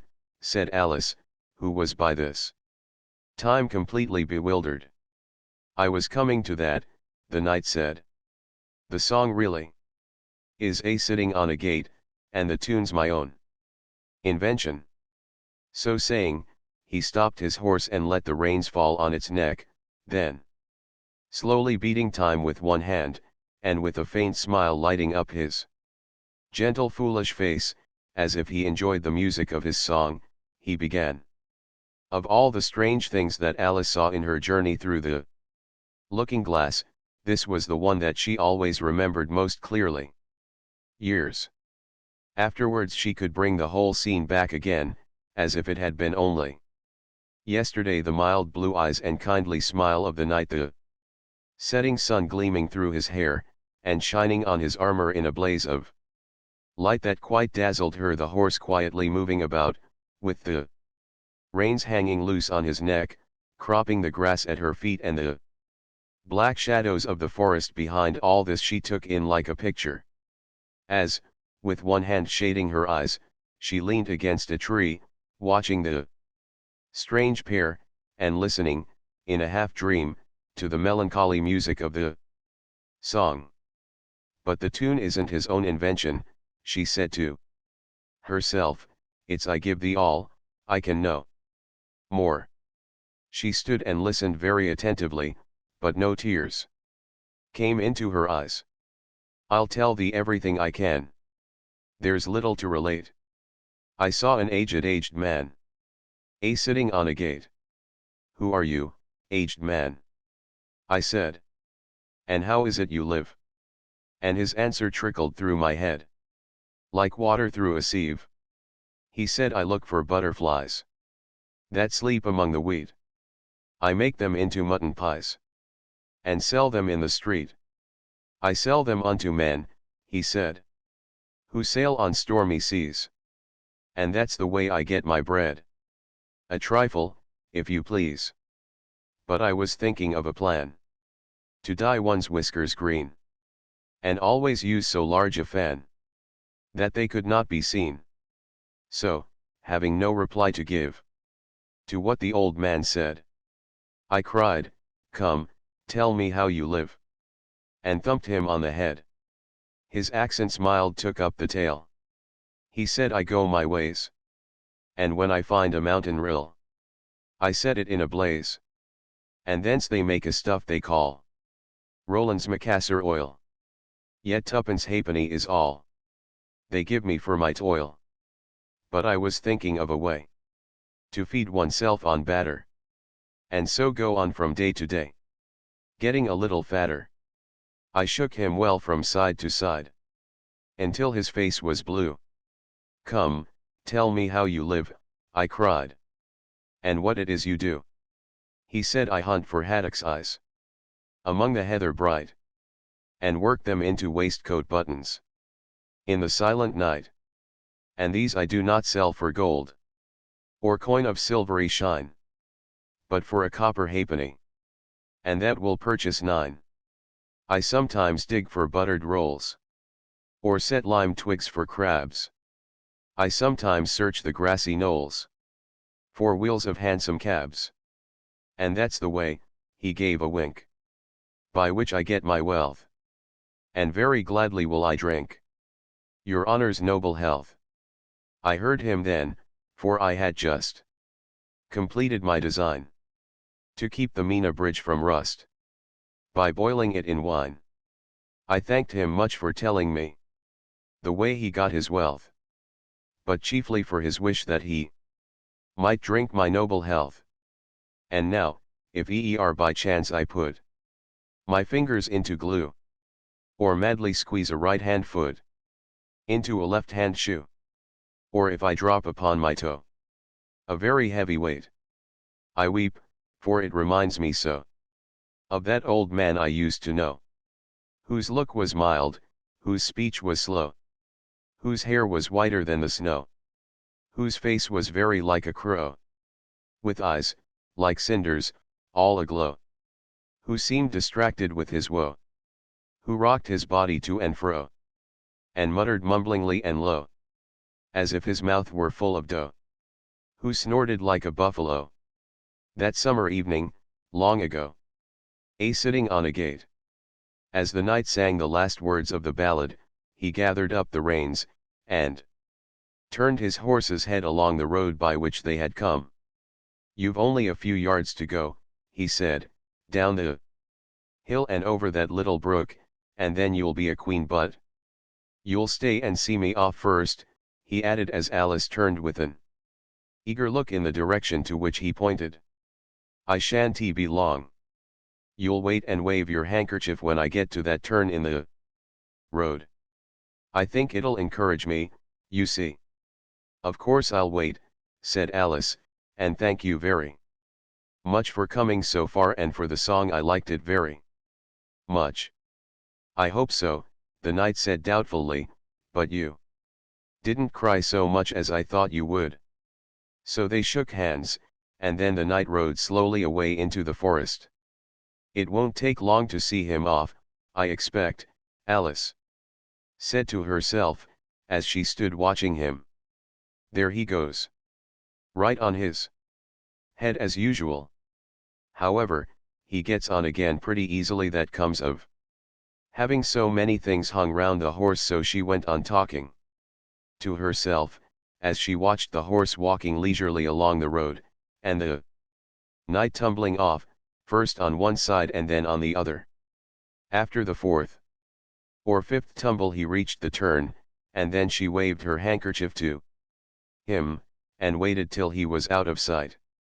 I hope it encouraged him, she said, as she turned to run down the hill, and now for the last brook, and to be a queen. How grand it sounds. A very few steps brought her to the edge of the brook. The 8th square at last, she cried as she bounded across. Asterisk asterisk asterisk asterisk asterisk asterisk asterisk. Asterisk asterisk asterisk asterisk asterisk asterisk. Asterisk asterisk asterisk asterisk asterisk asterisk asterisk. And threw herself down to rest on a lawn as soft as moss, with little flower beds dotted about it here and there. Oh, how glad I am to get here. And what is this on my head, she exclaimed in a tone of dismay, as she put her hands up to something very heavy, and fitted tight all round her head. But how can it have got there without my knowing it, she said to herself, as she lifted it off, and set it on her lap to make out what it could possibly be. It was a golden crown. Chapter 9. Queen Alice. Well, this is grand, said Alice. I never expected I should be a queen so soon, and I'll tell you what it is, your Majesty, she went on in a severe tone, she was always rather fond of scolding herself. It'll never do for you to be lolling about on the grass like that. Queens have to be dignified, you know. So she got up and walked about rather stiffly just at first, as she was afraid that the crown might come off, but she comforted herself with the thought that there was nobody to see her, and if I really am a queen, she said as she sat down again, I shall be able to manage it quite well in time. Everything was happening so oddly that she didn't feel a bit surprised at finding the Red Queen and the White Queen sitting close to her, one on each side. She would have liked very much to ask them how they came there, but she feared it would not be quite civil. However, there would be no harm, she thought, in asking if the game was over. Please, would you tell me, she began, looking timidly at the Red Queen.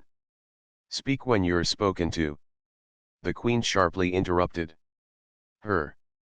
But if everybody obeyed that rule, said Alice, who was always ready for a little argument, and if you only spoke when you were spoken to, and the other person always waited for you to begin, you see nobody would ever say anything, so that ridiculous, cried the Queen. Why, don't you see, child, here she broke off with a frown, and, after thinking for a minute, suddenly changed the subject of the conversation. What do you mean by if you really are a queen? What right have you to call yourself so? You can't be a queen, you know, till you've passed the proper examination. And the sooner we begin it, the better. I only said if, poor Alice pleaded in a piteous tone. The two queens looked at each other, and the Red Queen remarked, with a little shudder, she says she only said if. But she said a great deal more than that, the White Queen moaned, wringing her hands. Oh, ever so much more than that. So you did, you know, the Red Queen said to Alice. Always speak the truth, think before you speak and write it down afterwards. I'm sure I didn't mean, Alice was beginning. But the Red Queen interrupted her impatiently. That's just what I complain of. You should have meant. What do you suppose is the use of child without any meaning? Even a joke should have some meaning, and a child's more important than a joke, I hope. You couldn't deny that, even if you tried with both hands. I don't deny things with my hands, Alice objected. Nobody said you did, said the Red Queen. I said you couldn't if you tried. She's in that state of mind, said the White Queen, that she wants to deny something, only she doesn't know what to deny. A nasty, vicious temper, the Red Queen remarked, and then there was an uncomfortable silence for a minute or two. The Red Queen broke the silence by saying to the White Queen, I invite you to Alice's dinner party this afternoon. The White Queen smiled feebly, and said, and I invite you. I didn't know I was to have a party at all, said Alice. But if there is to be one, I think I ought to invite the guests. We gave you the opportunity of doing it, the Red Queen remarked. But I dare say you've not had many lessons in manners yet. Manners are not taught in lessons, said Alice. Lessons teach you to do sums, and things of that sort. And you do addition, the White Queen asked. What's 1 and 1 and 1 and 1 and 1 and 1 and 1 and 1 and 1 and 1? I don't know, said Alice. I lost count. She can't do addition, the Red Queen interrupted. Can you do subtraction? Take 9 from 8. 9 from 8 I can't, you know, Alice replied very readily, but she can't do subtraction, said the White Queen. Can you do division? Divide a loaf by a knife, what's the answer to that? I suppose Alice was beginning, but the Red Queen answered for her. Bread and butter, Of course. Try another subtraction sum. Take a bone from a dog, what remains? Alice considered. The bone wouldn't remain, of course, if I took it, and the dog wouldn't remain, it would come to bite me, and I'm sure I shouldn't remain. Then you think nothing would remain, said the Red Queen. I think that's the answer. Wrong, as usual, said the Red Queen, the dog's temper would remain. But I don't see how.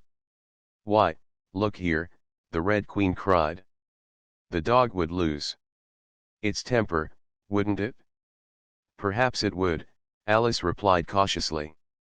Then if the dog went away, its temper would remain, the Queen exclaimed triumphantly. Alice said, as gravely as she could, they might go different ways. But she couldn't help thinking to herself, what dreadful nonsense we are talking. She can't do sums a bit, the Queen said together, with great emphasis. Can you do sums? Alice said, turning suddenly on the White Queen, for she didn't like being found fault with so much. The Queen gasped and shut her eyes.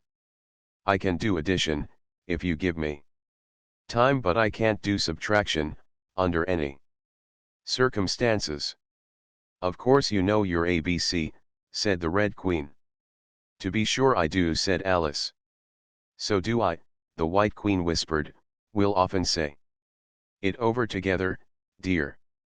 And I'll tell you a secret, I can read words of one letter. Isn't that grand? However, don't be discouraged. You'll come to it in time. Here the Red Queen began again. Can you answer useful questions? She said. How is bread made? I know that. Alice cried eagerly. You take some flour. Where do you pick the flour? The White Queen asked. In a garden, or in the hedges? Well, it isn't picked at all, Alice explained. It's ground. How many acres of ground? Said the White Queen. You mustn't leave out so many things. Fan her head, the Red Queen anxiously interrupted. She'll be feverish after so much thinking. So they set to work and fanned her with bunches of leaves, till she had to beg them to leave off. It blew her hair about so. She's all right again now, said the Red Queen. Do you know languages? What's the French for fiddle-de-dee? Fiddle-de-dee's not English, Alice replied gravely. Whoever said it was, said the Red Queen. Alice thought she saw a way out of the difficulty this time. If you'll tell me what language fiddle-de-dee is, I'll tell you the French for it, she exclaimed triumphantly. But the Red Queen drew herself up rather stiffly, and said queens never make bargains. I wish queens never asked questions, Alice thought to herself. Don't let us quarrel, the White Queen said in an anxious tone. What is the cause of lightning? The cause of lightning, Alice said very decidedly, for she felt quite certain about this, is the thunder. No, no, she hastily corrected herself. I meant the other way. It's too late to correct it, said the Red Queen. When you've once said a thing, that fixes it, and you must take the consequences. Which reminds me, the White Queen said, looking down and nervously clasping and unclasping her hands, we had such a thunderstorm last Tuesday, I mean one of the last set of Tuesdays, you know. Alice was puzzled. In our country, she remarked, there's only one day at a time. The Red Queen said, that's a poor thin way of doing things. Now, here, we mostly have days and nights 2 or 3 at a time, and sometimes in the winter we take as many as 5 nights together for warmth, you know. Are 5 nights warmer than 1 night, then? Alice ventured to ask. 5 times as warm, of course. But they should be 5 times as cold, by the same rule. Just so, cried the Red Queen. 5 times as warm. And 5 times as cold, just as I'm 5 times as rich as you are, and 5 times as clever. Alice sighed and gave it up.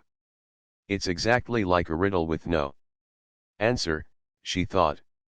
Humpty Dumpty saw it too, the White Queen went on in a low voice, more as if she were talking to herself. He came to the door with a corkscrew in his hand. What did he want? Said the Red Queen. He said he would come in, the White Queen went on. Because he was looking for a hippopotamus. Now, as it happened, there wasn't such a thing in the house, that morning. Is there generally? Alice asked in an astonished tone. Well, only on Thursdays, said the Queen. I know what he came for, said Alice, he wanted to punish the fish, because. Here the White Queen began again. It was such a thunderstorm, you can't think. She never could, you know, said the Red Queen. And part of the roof came off, and ever so much thunder got in, and it went rolling round the room in great lumps and knocking over the tables and things till I was so frightened, I couldn't remember my own name. Alice thought to herself, I never should try to remember my name in the middle of an accident. Where would be the use of it? But she did not say this aloud, for fear of hurting the poor Queen's feeling. Your Majesty must excuse her, the Red Queen said to Alice, taking one of the White Queen's hands in her own, and gently stroking it. She means well, but she can't help saying foolish things, as a general rule. The White Queen looked timidly at Alice, who felt she ought to say something kind, but really couldn't think of anything at the moment. She never was really well brought up, the Red Queen went on. But it's amazing how good-tempered she is. Pat her on the head. And see how pleased she'll be. But this was more than Alice had courage to do. A little kindness and putting her hair in papers would do wonders with her. The White Queen gave a deep sigh, and laid her head on Alice's shoulder. I am so sleepy, she moaned. She's tired, poor thing, said the Red Queen. Smooth her hair, lend her your nightcap and sing her a soothing lullaby. I haven't got a nightcap with me, said Alice, as she tried to obey the first direction, and I don't know any soothing lullabies. I must do it myself, then, said the Red Queen, and she began. Hush-a-bye, lady, in Alice's lap. Till the feast's ready, we've time for a nap. When the feast's over, we'll go to the ball. Red Queen, and White Queen, and Alice, and all. And now you know the words, she added, as she put her head down on Alice's other shoulder, just sing it through to me. I'm getting sleepy, too. In another moment both queens were fast asleep, and snoring loud. What am I to do? Exclaimed Alice, looking about in great perplexity, as first one round head, and then the other, rolled down from her shoulder, and lay like a heavy lump in her lap. I don't think it ever happened before, that anyone had to take care of 2 queens asleep at once. No, not in all the history of England it couldn't, you know, because there never was more than 1 queen at a time. Do wake up, you heavy things, she went on in an impatient tone, but there was no answer. But a gentle snoring. The snoring got more distinct every minute, and sounded more like a tune. At last she could even make out the words, and she listened so eagerly that, when the 2 great heads vanished from her lap, she hardly missed them. She was standing before an arched doorway over which were the words Queen Alice in large letters, and on each side of the arch there was a bell handle, one was marked Visitor's Bell, and the other Servants' Bell. I'll wait till the song's over, thought Alice. And then I'll ring the which bell must I? Ring, she went on, very much puzzled by the names. I'm not a visitor, and I'm not a servant. There ought to be one marked Queen, you know. Just then the door opened a little way, and a creature with a long beak put its head out for a moment and said no admittance till the week after. Next, and shut the door again with a bang. Alice knocked and rang in vain for a long time, but at last, a very old frog, who was sitting under a tree, got up and hobbled slowly towards her. He was dressed in bright yellow, and had enormous boots on. What is it, now? The frog said in a deep hoarse whisper. Alice turned round, ready to find fault with anybody. Where's the servant whose business it is to answer the door? She began angrily. Which door? Said the frog. Alice almost stamped with irritation at the slow drawl in which he spoke. This door, of course. The frog looked at the door with his large dull eyes for a minute, then he went nearer and rubbed it with his thumb, as if he were trying whether the paint would come off. Then he looked at Alice. To answer the door, he said. What's it been asking of? He was so hoarse that Alice could scarcely hear him. I don't know what you mean, she said. I talks English, doesn't I? The frog went on. Or are you deaf? What did it ask you? Nothing. Alice said impatiently. I been knocking at it. Shouldn't do that, the frog muttered. Vexes it, you know. Then he went up and gave the door a kick with one of his great feet. You let it alone. He panted out, as he hobbled back to his tree, and it'll let you alone, you know. At this moment the door was flung open, and a shrill voice was heard singing. To the looking-glass world it was Alice that said. I've a sceptre in hand, I've a crown on my head. Let the looking-glass creatures, whatever they be, come and dine with the Red Queen, the White Queen, and me. And hundreds of voices joined in the chorus. Then fill up the glasses as quick as you can. And sprinkle the table with buttons and bran. Put cats in the coffee, and mice in the tea. And welcome Queen Alice with 30 times 3. Then followed a confused noise of cheering, and Alice thought to herself. 30 times 3 makes 90. I wonder if anyone's counting. In a minute there was silence again, and the same shrill voice sang another verse. O looking-glass creatures, quoth Alice, draw near. 'Tis an honor to see me, a favor to hear. 'Tis a privilege high to have dinner and tea, along with the Red Queen, the White Queen, and me. Then came the chorus again. Then fill up the glasses with treacle and ink, or anything else that is pleasant to drink. Mix sand with the cider, and wool with the wine. And welcome Queen Alice with 90 times 9. 90 times 9. Alice repeated in despair, oh, that'll never be done. I'd better go in at once and... There was a dead silence the moment she appeared.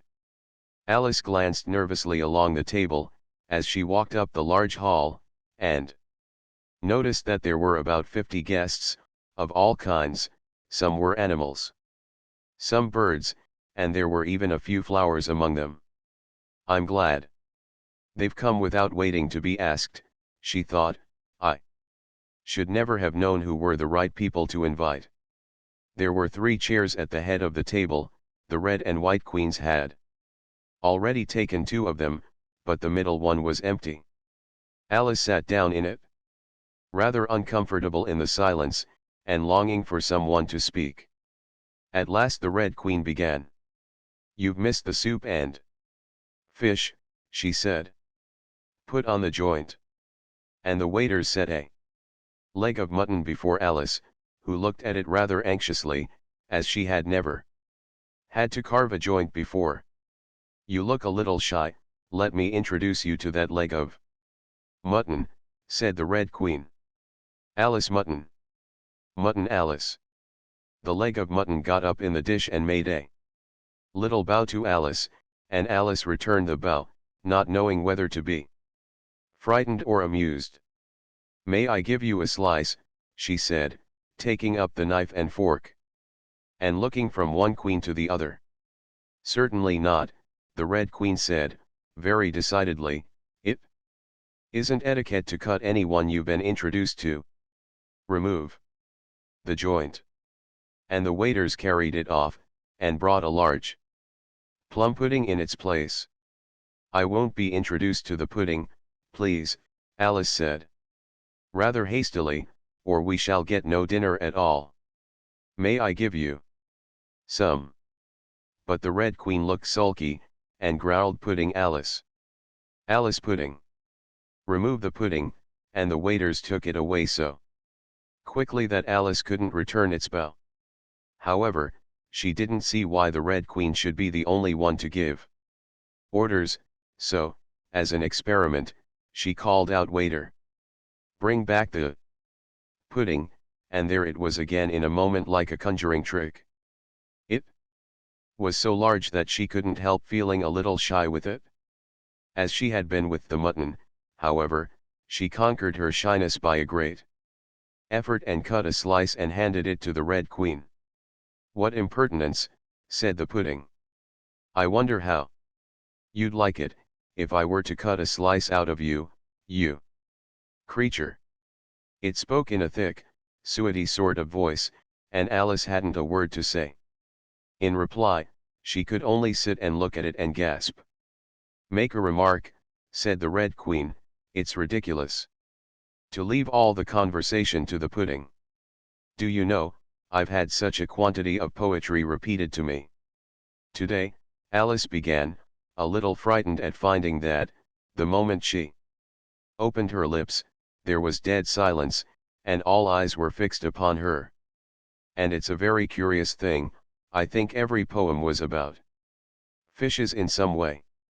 Do you know why they're so fond of fishes, all about here?" She spoke to the Red Queen, whose answer was a little wide of the mark. "As to fishes," she said, very slowly and solemnly, putting her mouth close to Alice's ear, "Her White Majesty knows a lovely riddle all in poetry all about fishes." Shall she repeat it?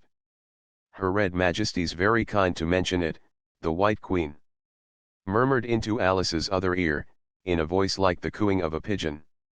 "It would be such a treat." "May I?" "Please do," Alice said very politely. The White Queen laughed with delight, and stroked Alice's cheek. Then she began. "First, the fish must be caught. That is easy, a baby, I think, could have caught it. Next, the fish must be bought. That is easy, a penny, I think, would have bought it. Now cook me the fish. That is easy, and will not take more than a minute. Let it lie in a dish. That is easy, because it already is in it. Bring it here. Let me sup. It is easy to set such a dish on the table.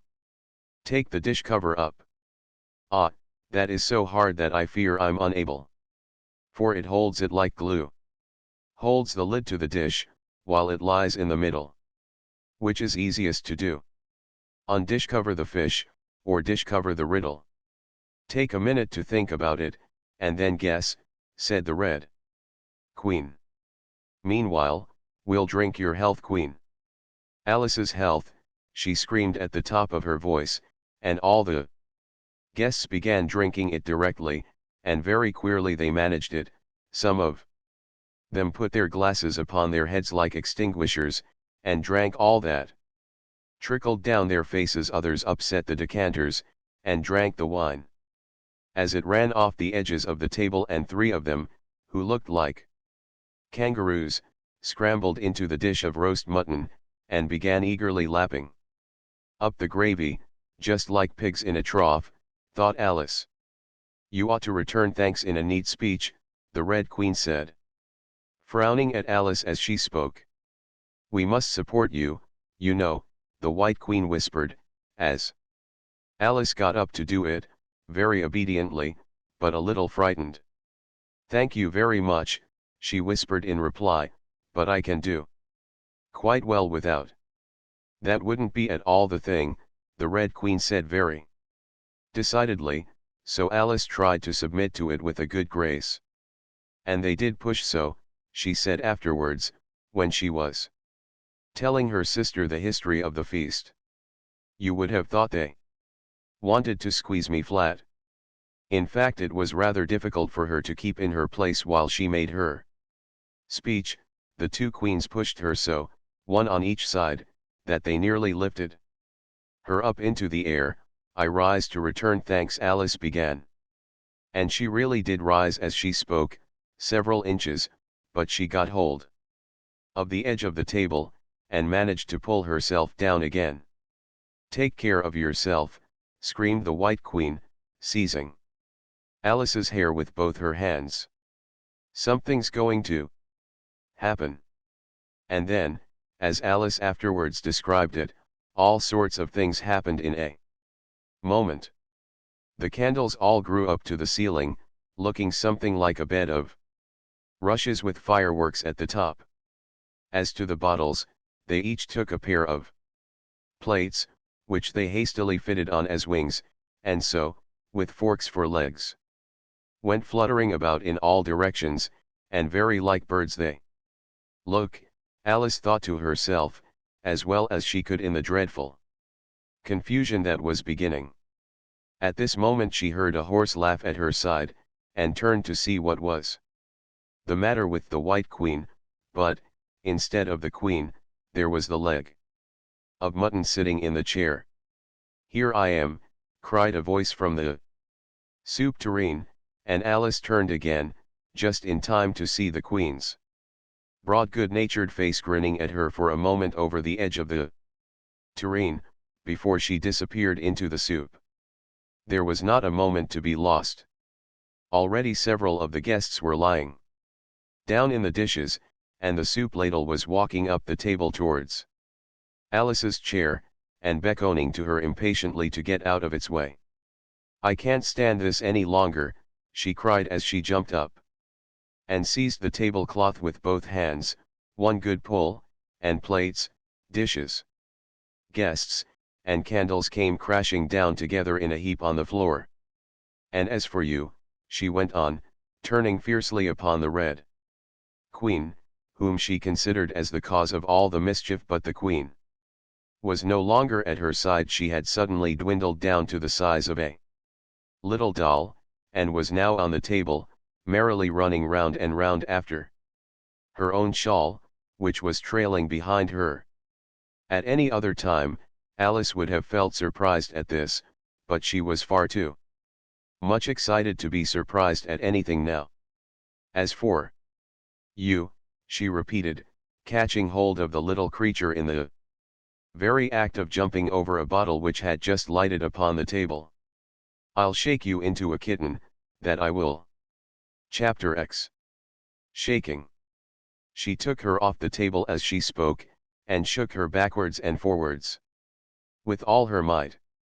The Red Queen made no resistance whatever, only her face grew very small, and her eyes got large and green, and still, as Alice went on shaking her, she kept on growing shorter and fatter and softer and rounder. And Chapter 11.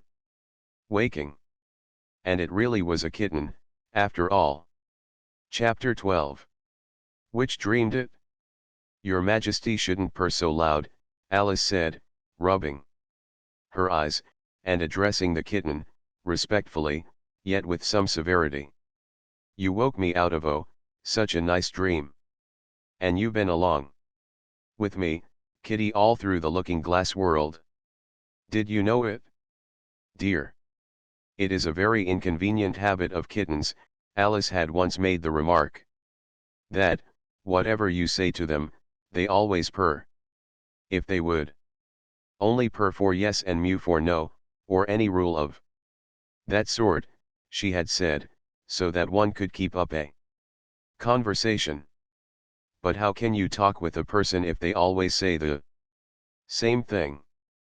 On this occasion the kitten only purred, and it was impossible to guess whether it meant yes or no.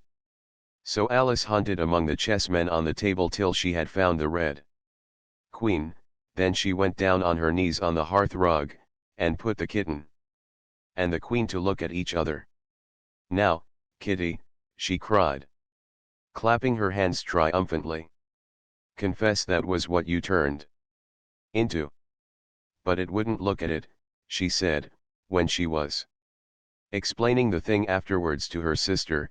It turned away its head and pretended not to see it, but it looked a little ashamed of itself.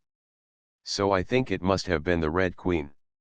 "Sit up a little more stiffly, dear," Alice cried with a merry laugh. "And curtsy while you're thinking what to purr. It saves time, remember." And she caught it up and gave it one little kiss, just in honor of having been a Red Queen. "Snowdrop, my pet," she went on, looking over her shoulder at the white kitten, which was still patiently undergoing its toilet, "when will Dinah have finished with your white majesty, I wonder? That must be the reason you were so untidy in my dream, Dinah. Do you know that you're scrubbing a white queen? Really, it's most disrespectful of you." "And what did Dinah turn to, I wonder?" she prattled on, as she settled comfortably down, with one elbow in the rug, and her chin in her hand, to watch the kittens. "Tell me, Dinah, did you turn to Humpty Dumpty? I think you did. However, you'd better not mention it to your friends just yet, for I'm not sure. By the way, kitty, if only you'd been really with me in my dream.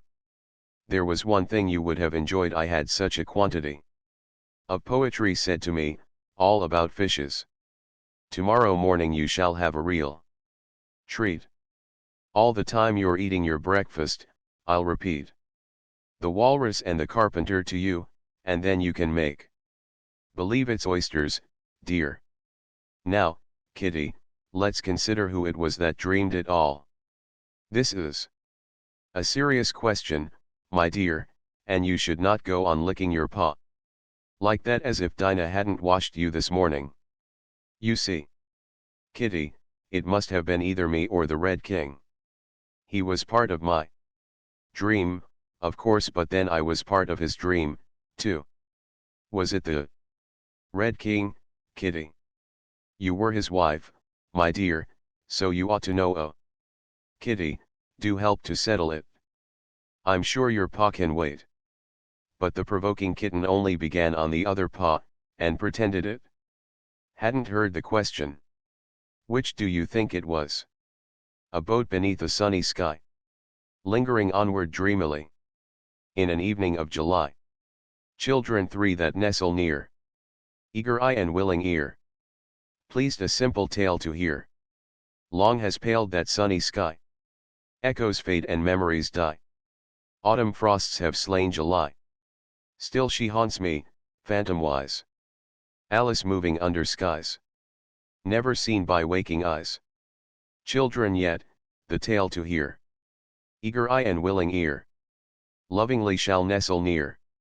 In a wonderland they lie, dreaming as the days go by, dreaming as the summers die, ever drifting down the stream, lingering in the golden gleam. Life, what is it but a dream? The end. End of the Project Gutenberg ebook Through the Looking Glass. Updated editions will replace the previous one. The old editions will be renamed.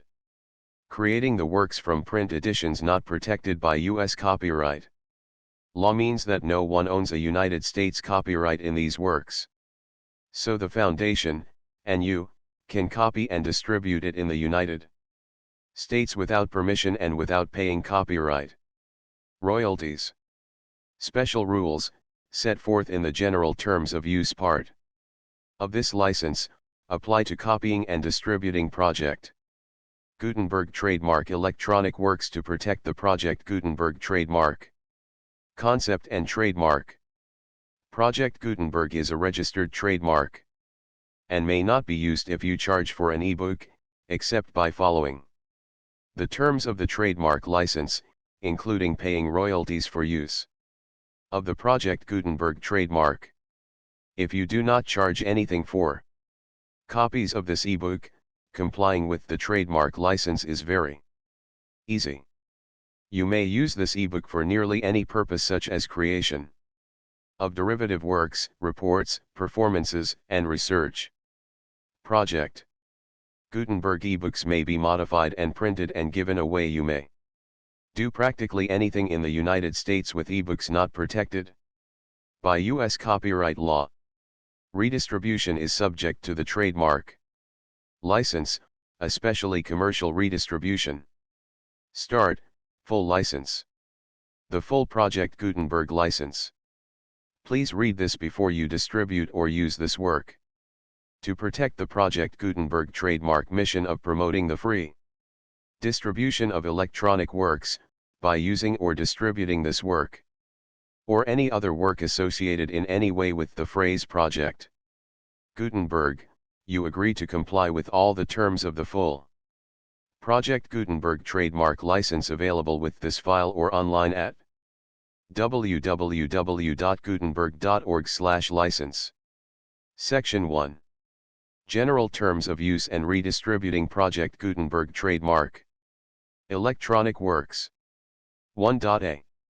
By reading or using any part of this Project Gutenberg trademark electronic work, you indicate that you have read, understand, agree to, and accept all the terms of this license and intellectual property trademark/copyright agreement. If you do not agree to abide by all the terms of this agreement, you must cease using and return or destroy all copies of Project Gutenberg trademark electronic works in your possession. If you paid a fee for obtaining a copy of or access to a Project Gutenberg trademark electronic work and you do not agree to be bound by the terms of this agreement, you may obtain a refund from the person or entity to whom you paid the fee as set forth in paragraph 1.e.8. 1.b. Project Gutenberg is a registered trademark. It may only be used on or associated in any way with an electronic work by people who agree to be bound by the terms of this agreement. There are a few things that you can do with most Project Gutenberg trademark electronic works, even without complying with the full terms of this agreement. See paragraph 1.c below. There are a lot of things you can do with Project Gutenberg trademark electronic works if you follow the terms of this agreement and help preserve free future access to Project Gutenberg trademark electronic works. See paragraph 1.e below. 1.c. The Project Gutenberg Literary Archive Foundation, the Foundation Orpglof, owns a compilation copyright in the collection of Project Gutenberg trademark electronic works. Nearly all the individual works in the collection are in the public domain in the United States. If an individual work is unprotected by copyright law in the United States and you are located in the United States, we do not claim a right to prevent you from copying, distributing, performing, displaying or creating derivative works based on the work as long as all references to Project Gutenberg are removed. Of course, we hope that you will support the Project Gutenberg trademark mission of promoting free access to electronic works by freely sharing Project Gutenberg trademark works in compliance with the terms of this agreement for keeping the Project Gutenberg trademark name associated with the work. You can easily comply with the terms of this agreement by keeping this work in the same format with its attached full Project Gutenberg trademark license when you share it without charge with others. 1.d. The copyright laws of the place where you are located also govern what you can do with this work. Copyright laws in most countries are in a constant state of change. If you are outside the United States, check the laws of your country in addition to the terms of this agreement before downloading, copying, displaying, performing, distributing or creating derivative works based on this work or any other Project Gutenberg trademark work. The Foundation makes no representations concerning the copyright status of any work in any country other than the United States. 1.e Unless you have removed all references to Project Gutenberg. 1.e.1. The following sentence, with active links to, or other immediate access to, the full Project Gutenberg trademark license must appear prominently whenever any copy of a Project Gutenberg trademark work, any work on which the phrase Project Gutenberg appears, or with which the phrase Project Gutenberg is associated, is accessed, displayed, performed, viewed, copied, or distributed. This ebook is for the use of anyone anywhere in the United States and most other parts of the world at no cost and with almost no restrictions whatsoever. You may copy it, give it away or reuse it under the terms of the Project Gutenberg license included with this ebook or online at www.gutenberg.org. If you are not located in the United States, you will have to check the laws of the country where you are located before using this ebook. 1.e.2. If an individual Project Gutenberg trademark electronic work is derived from texts not protected by U.S. copyright law, does not contain a notice indicating that it is posted with permission of the copyright holder, the work can be copied and distributed to anyone in the United States without paying any fees or charges. If you are redistributing or providing access to a work with the phrase Project Gutenberg associated with or appearing on the work, you must comply either with the requirements of paragraphs 1.e.1 through 1.e.7 or obtain permission for the use of the work and the Project Gutenberg trademark.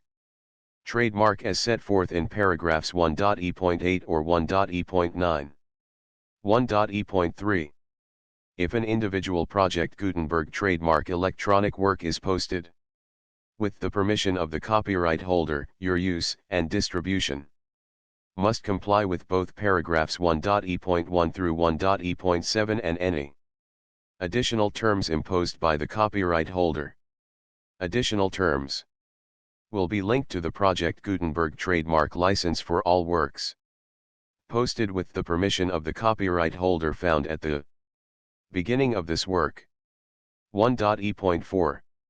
Do not unlink or detach or remove the full Project Gutenberg trademark license terms from this work, or any files containing a part of this work or any other work associated with Project Gutenberg trademark.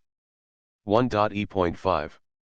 Do not copy, display, perform, distribute or redistribute this electronic work, or any part of this electronic work, without prominently displaying the sentence set forth in paragraph 1.e.1 with active links or immediate access to the full terms of the Project Gutenberg trademark license. 1.e.6. You may convert to and distribute this work in any binary, compressed, marked up, non-proprietary or proprietary form, including any word processing or hypertext form.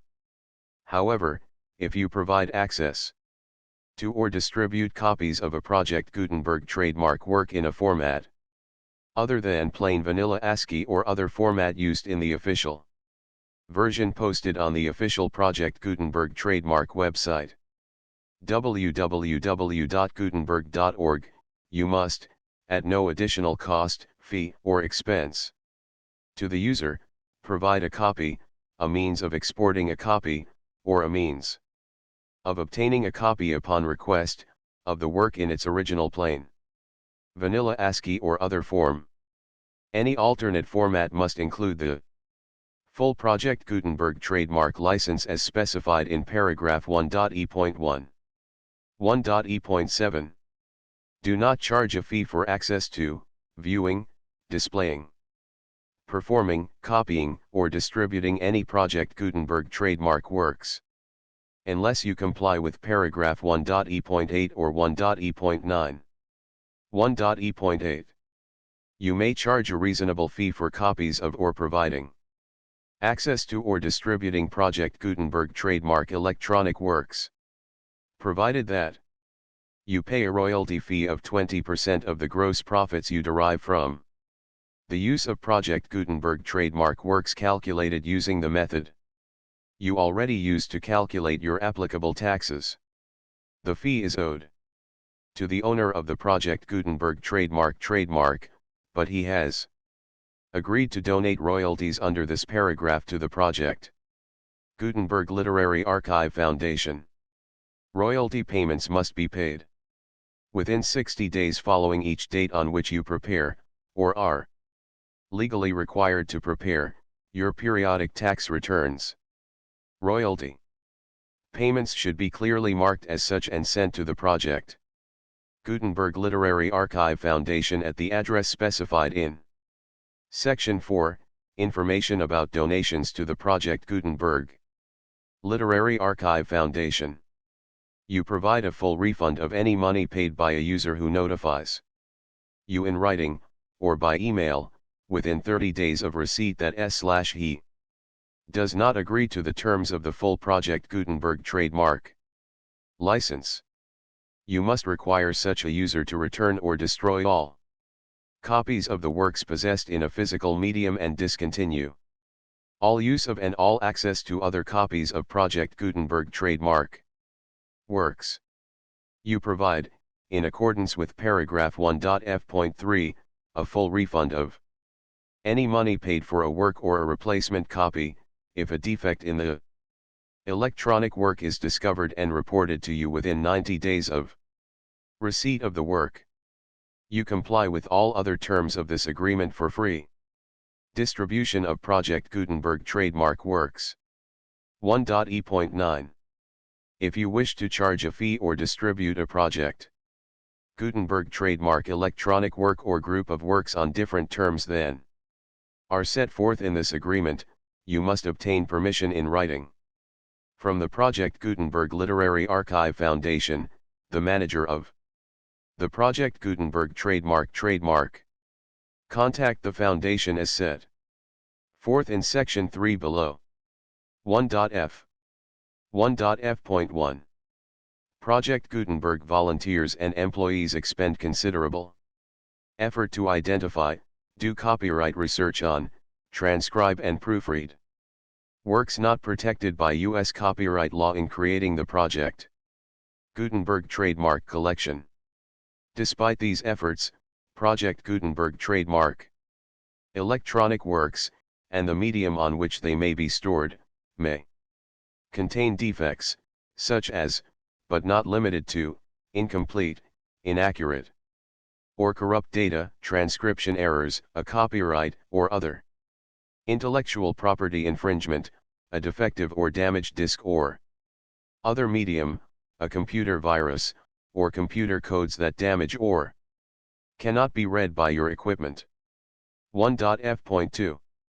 Limited warranty, disclaimer of damages, except for the right of replacement or refund described in paragraph 1.f.3, the Project Gutenberg Literary Archive Foundation, the owner of the Project Gutenberg trademark, and any other party distributing a Project Gutenberg trademark electronic work under this agreement, disclaim all liability to you for damages, costs, and expenses, including legal fees. You agree that you have no remedies for negligence, strict liability, breach of warranty or breach of contract except those provided in paragraph 1.f.3. You agree that the Foundation, the trademark owner, and any distributor under this agreement will not be liable to you for actual, direct, indirect, consequential, punitive or incidental damages even if you give notice of the possibility of such damage. 1.f.3. Limited right of replacement or refund, if you discover a defect in this electronic work within 90 days of receiving it, you can Receive a refund of the money, if any, you paid for it by sending a written explanation to the person you received the work from. If you received the work on a physical medium, you must return the medium with your written explanation. The person or entity that provided you with the defective work may elect to provide a replacement copy in lieu of a refund. If you received the work electronically, the person or entity providing it to you may choose to give you a second opportunity to receive the work electronically in lieu of a refund. If the second copy is also defective, you may demand a refund in writing, without further opportunities to fix the problem. 1.f.4.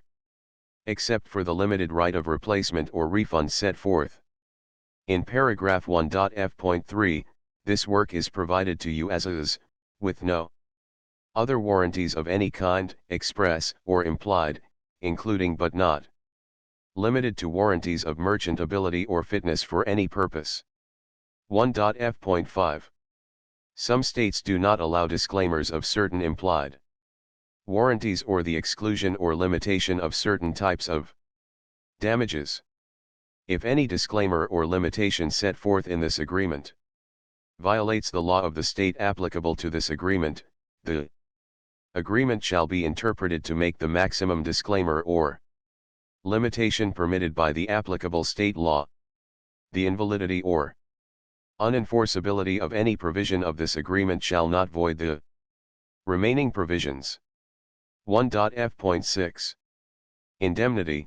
You agree to indemnify and hold the foundation, the trademark owner, any agent or employee of the foundation, anyone providing copies of Project Gutenberg trademark electronic works in accordance with this agreement, and any volunteers associated with the production, promotion, and distribution of Project Gutenberg trademark electronic works, harmless from all liability, costs, and expenses, including legal fees, that arise directly or indirectly from any of the following which you do or cause to occur: a.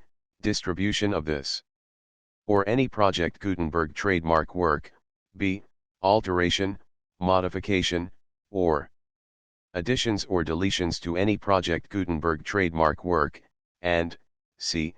Any defect you cause. Section 2. Information about the mission of Project Gutenberg trademark. Project Gutenberg trademark is synonymous with the free distribution of electronic works in formats readable by the widest variety of computers, including obsolete, old, middle-aged, and new computers. It exists because of the efforts of hundreds of volunteers and donations from people in all walks of life. Volunteers and financial support to provide volunteers with the assistance they need are critical to reaching Project Gutenberg trademark's goals and ensuring that the Project Gutenberg trademark collection will remain freely available for generations to come. In 2001, the Project Gutenberg Literary Archive Foundation was created to provide a secure and permanent future for Project Gutenberg trademark and future generations.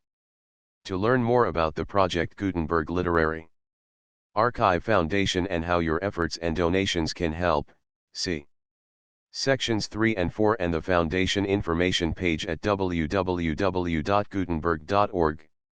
Section 3. Information about the Project Gutenberg Literary Archive Foundation. The Project Gutenberg Literary Archive Foundation is a non-profit 501(c)(3) educational corporation organized under the laws of the State of Mississippi and granted tax-exempt status by the Internal Revenue Service. The Foundation's IN or Federal Tax Identification number is 64-6221541.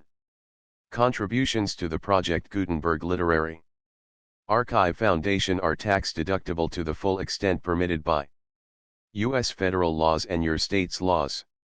The Foundation's business office is located at 809 North 1500 West, Salt Lake City, Utah 84116801596, 1887. Email contact links and up-to-date contact information can be found at the Foundation's website and official page at www.gutenberg.org/contact. Section 4. Information about donations to the Project Gutenberg. Literary Archive Foundation. Project Gutenberg trademark depends upon and cannot survive without widespread public support and donations to carry out its mission of increasing the number of public domain and licensed works that can be freely distributed in machine-readable form accessible by the widest array of equipment including outdated equipment. Many small donations, $1 to $5,000, are particularly important to maintaining tax-exempt status with the IRS. The Foundation is committed to complying with the laws regulating charities and charitable donations in all 50 states of the United States.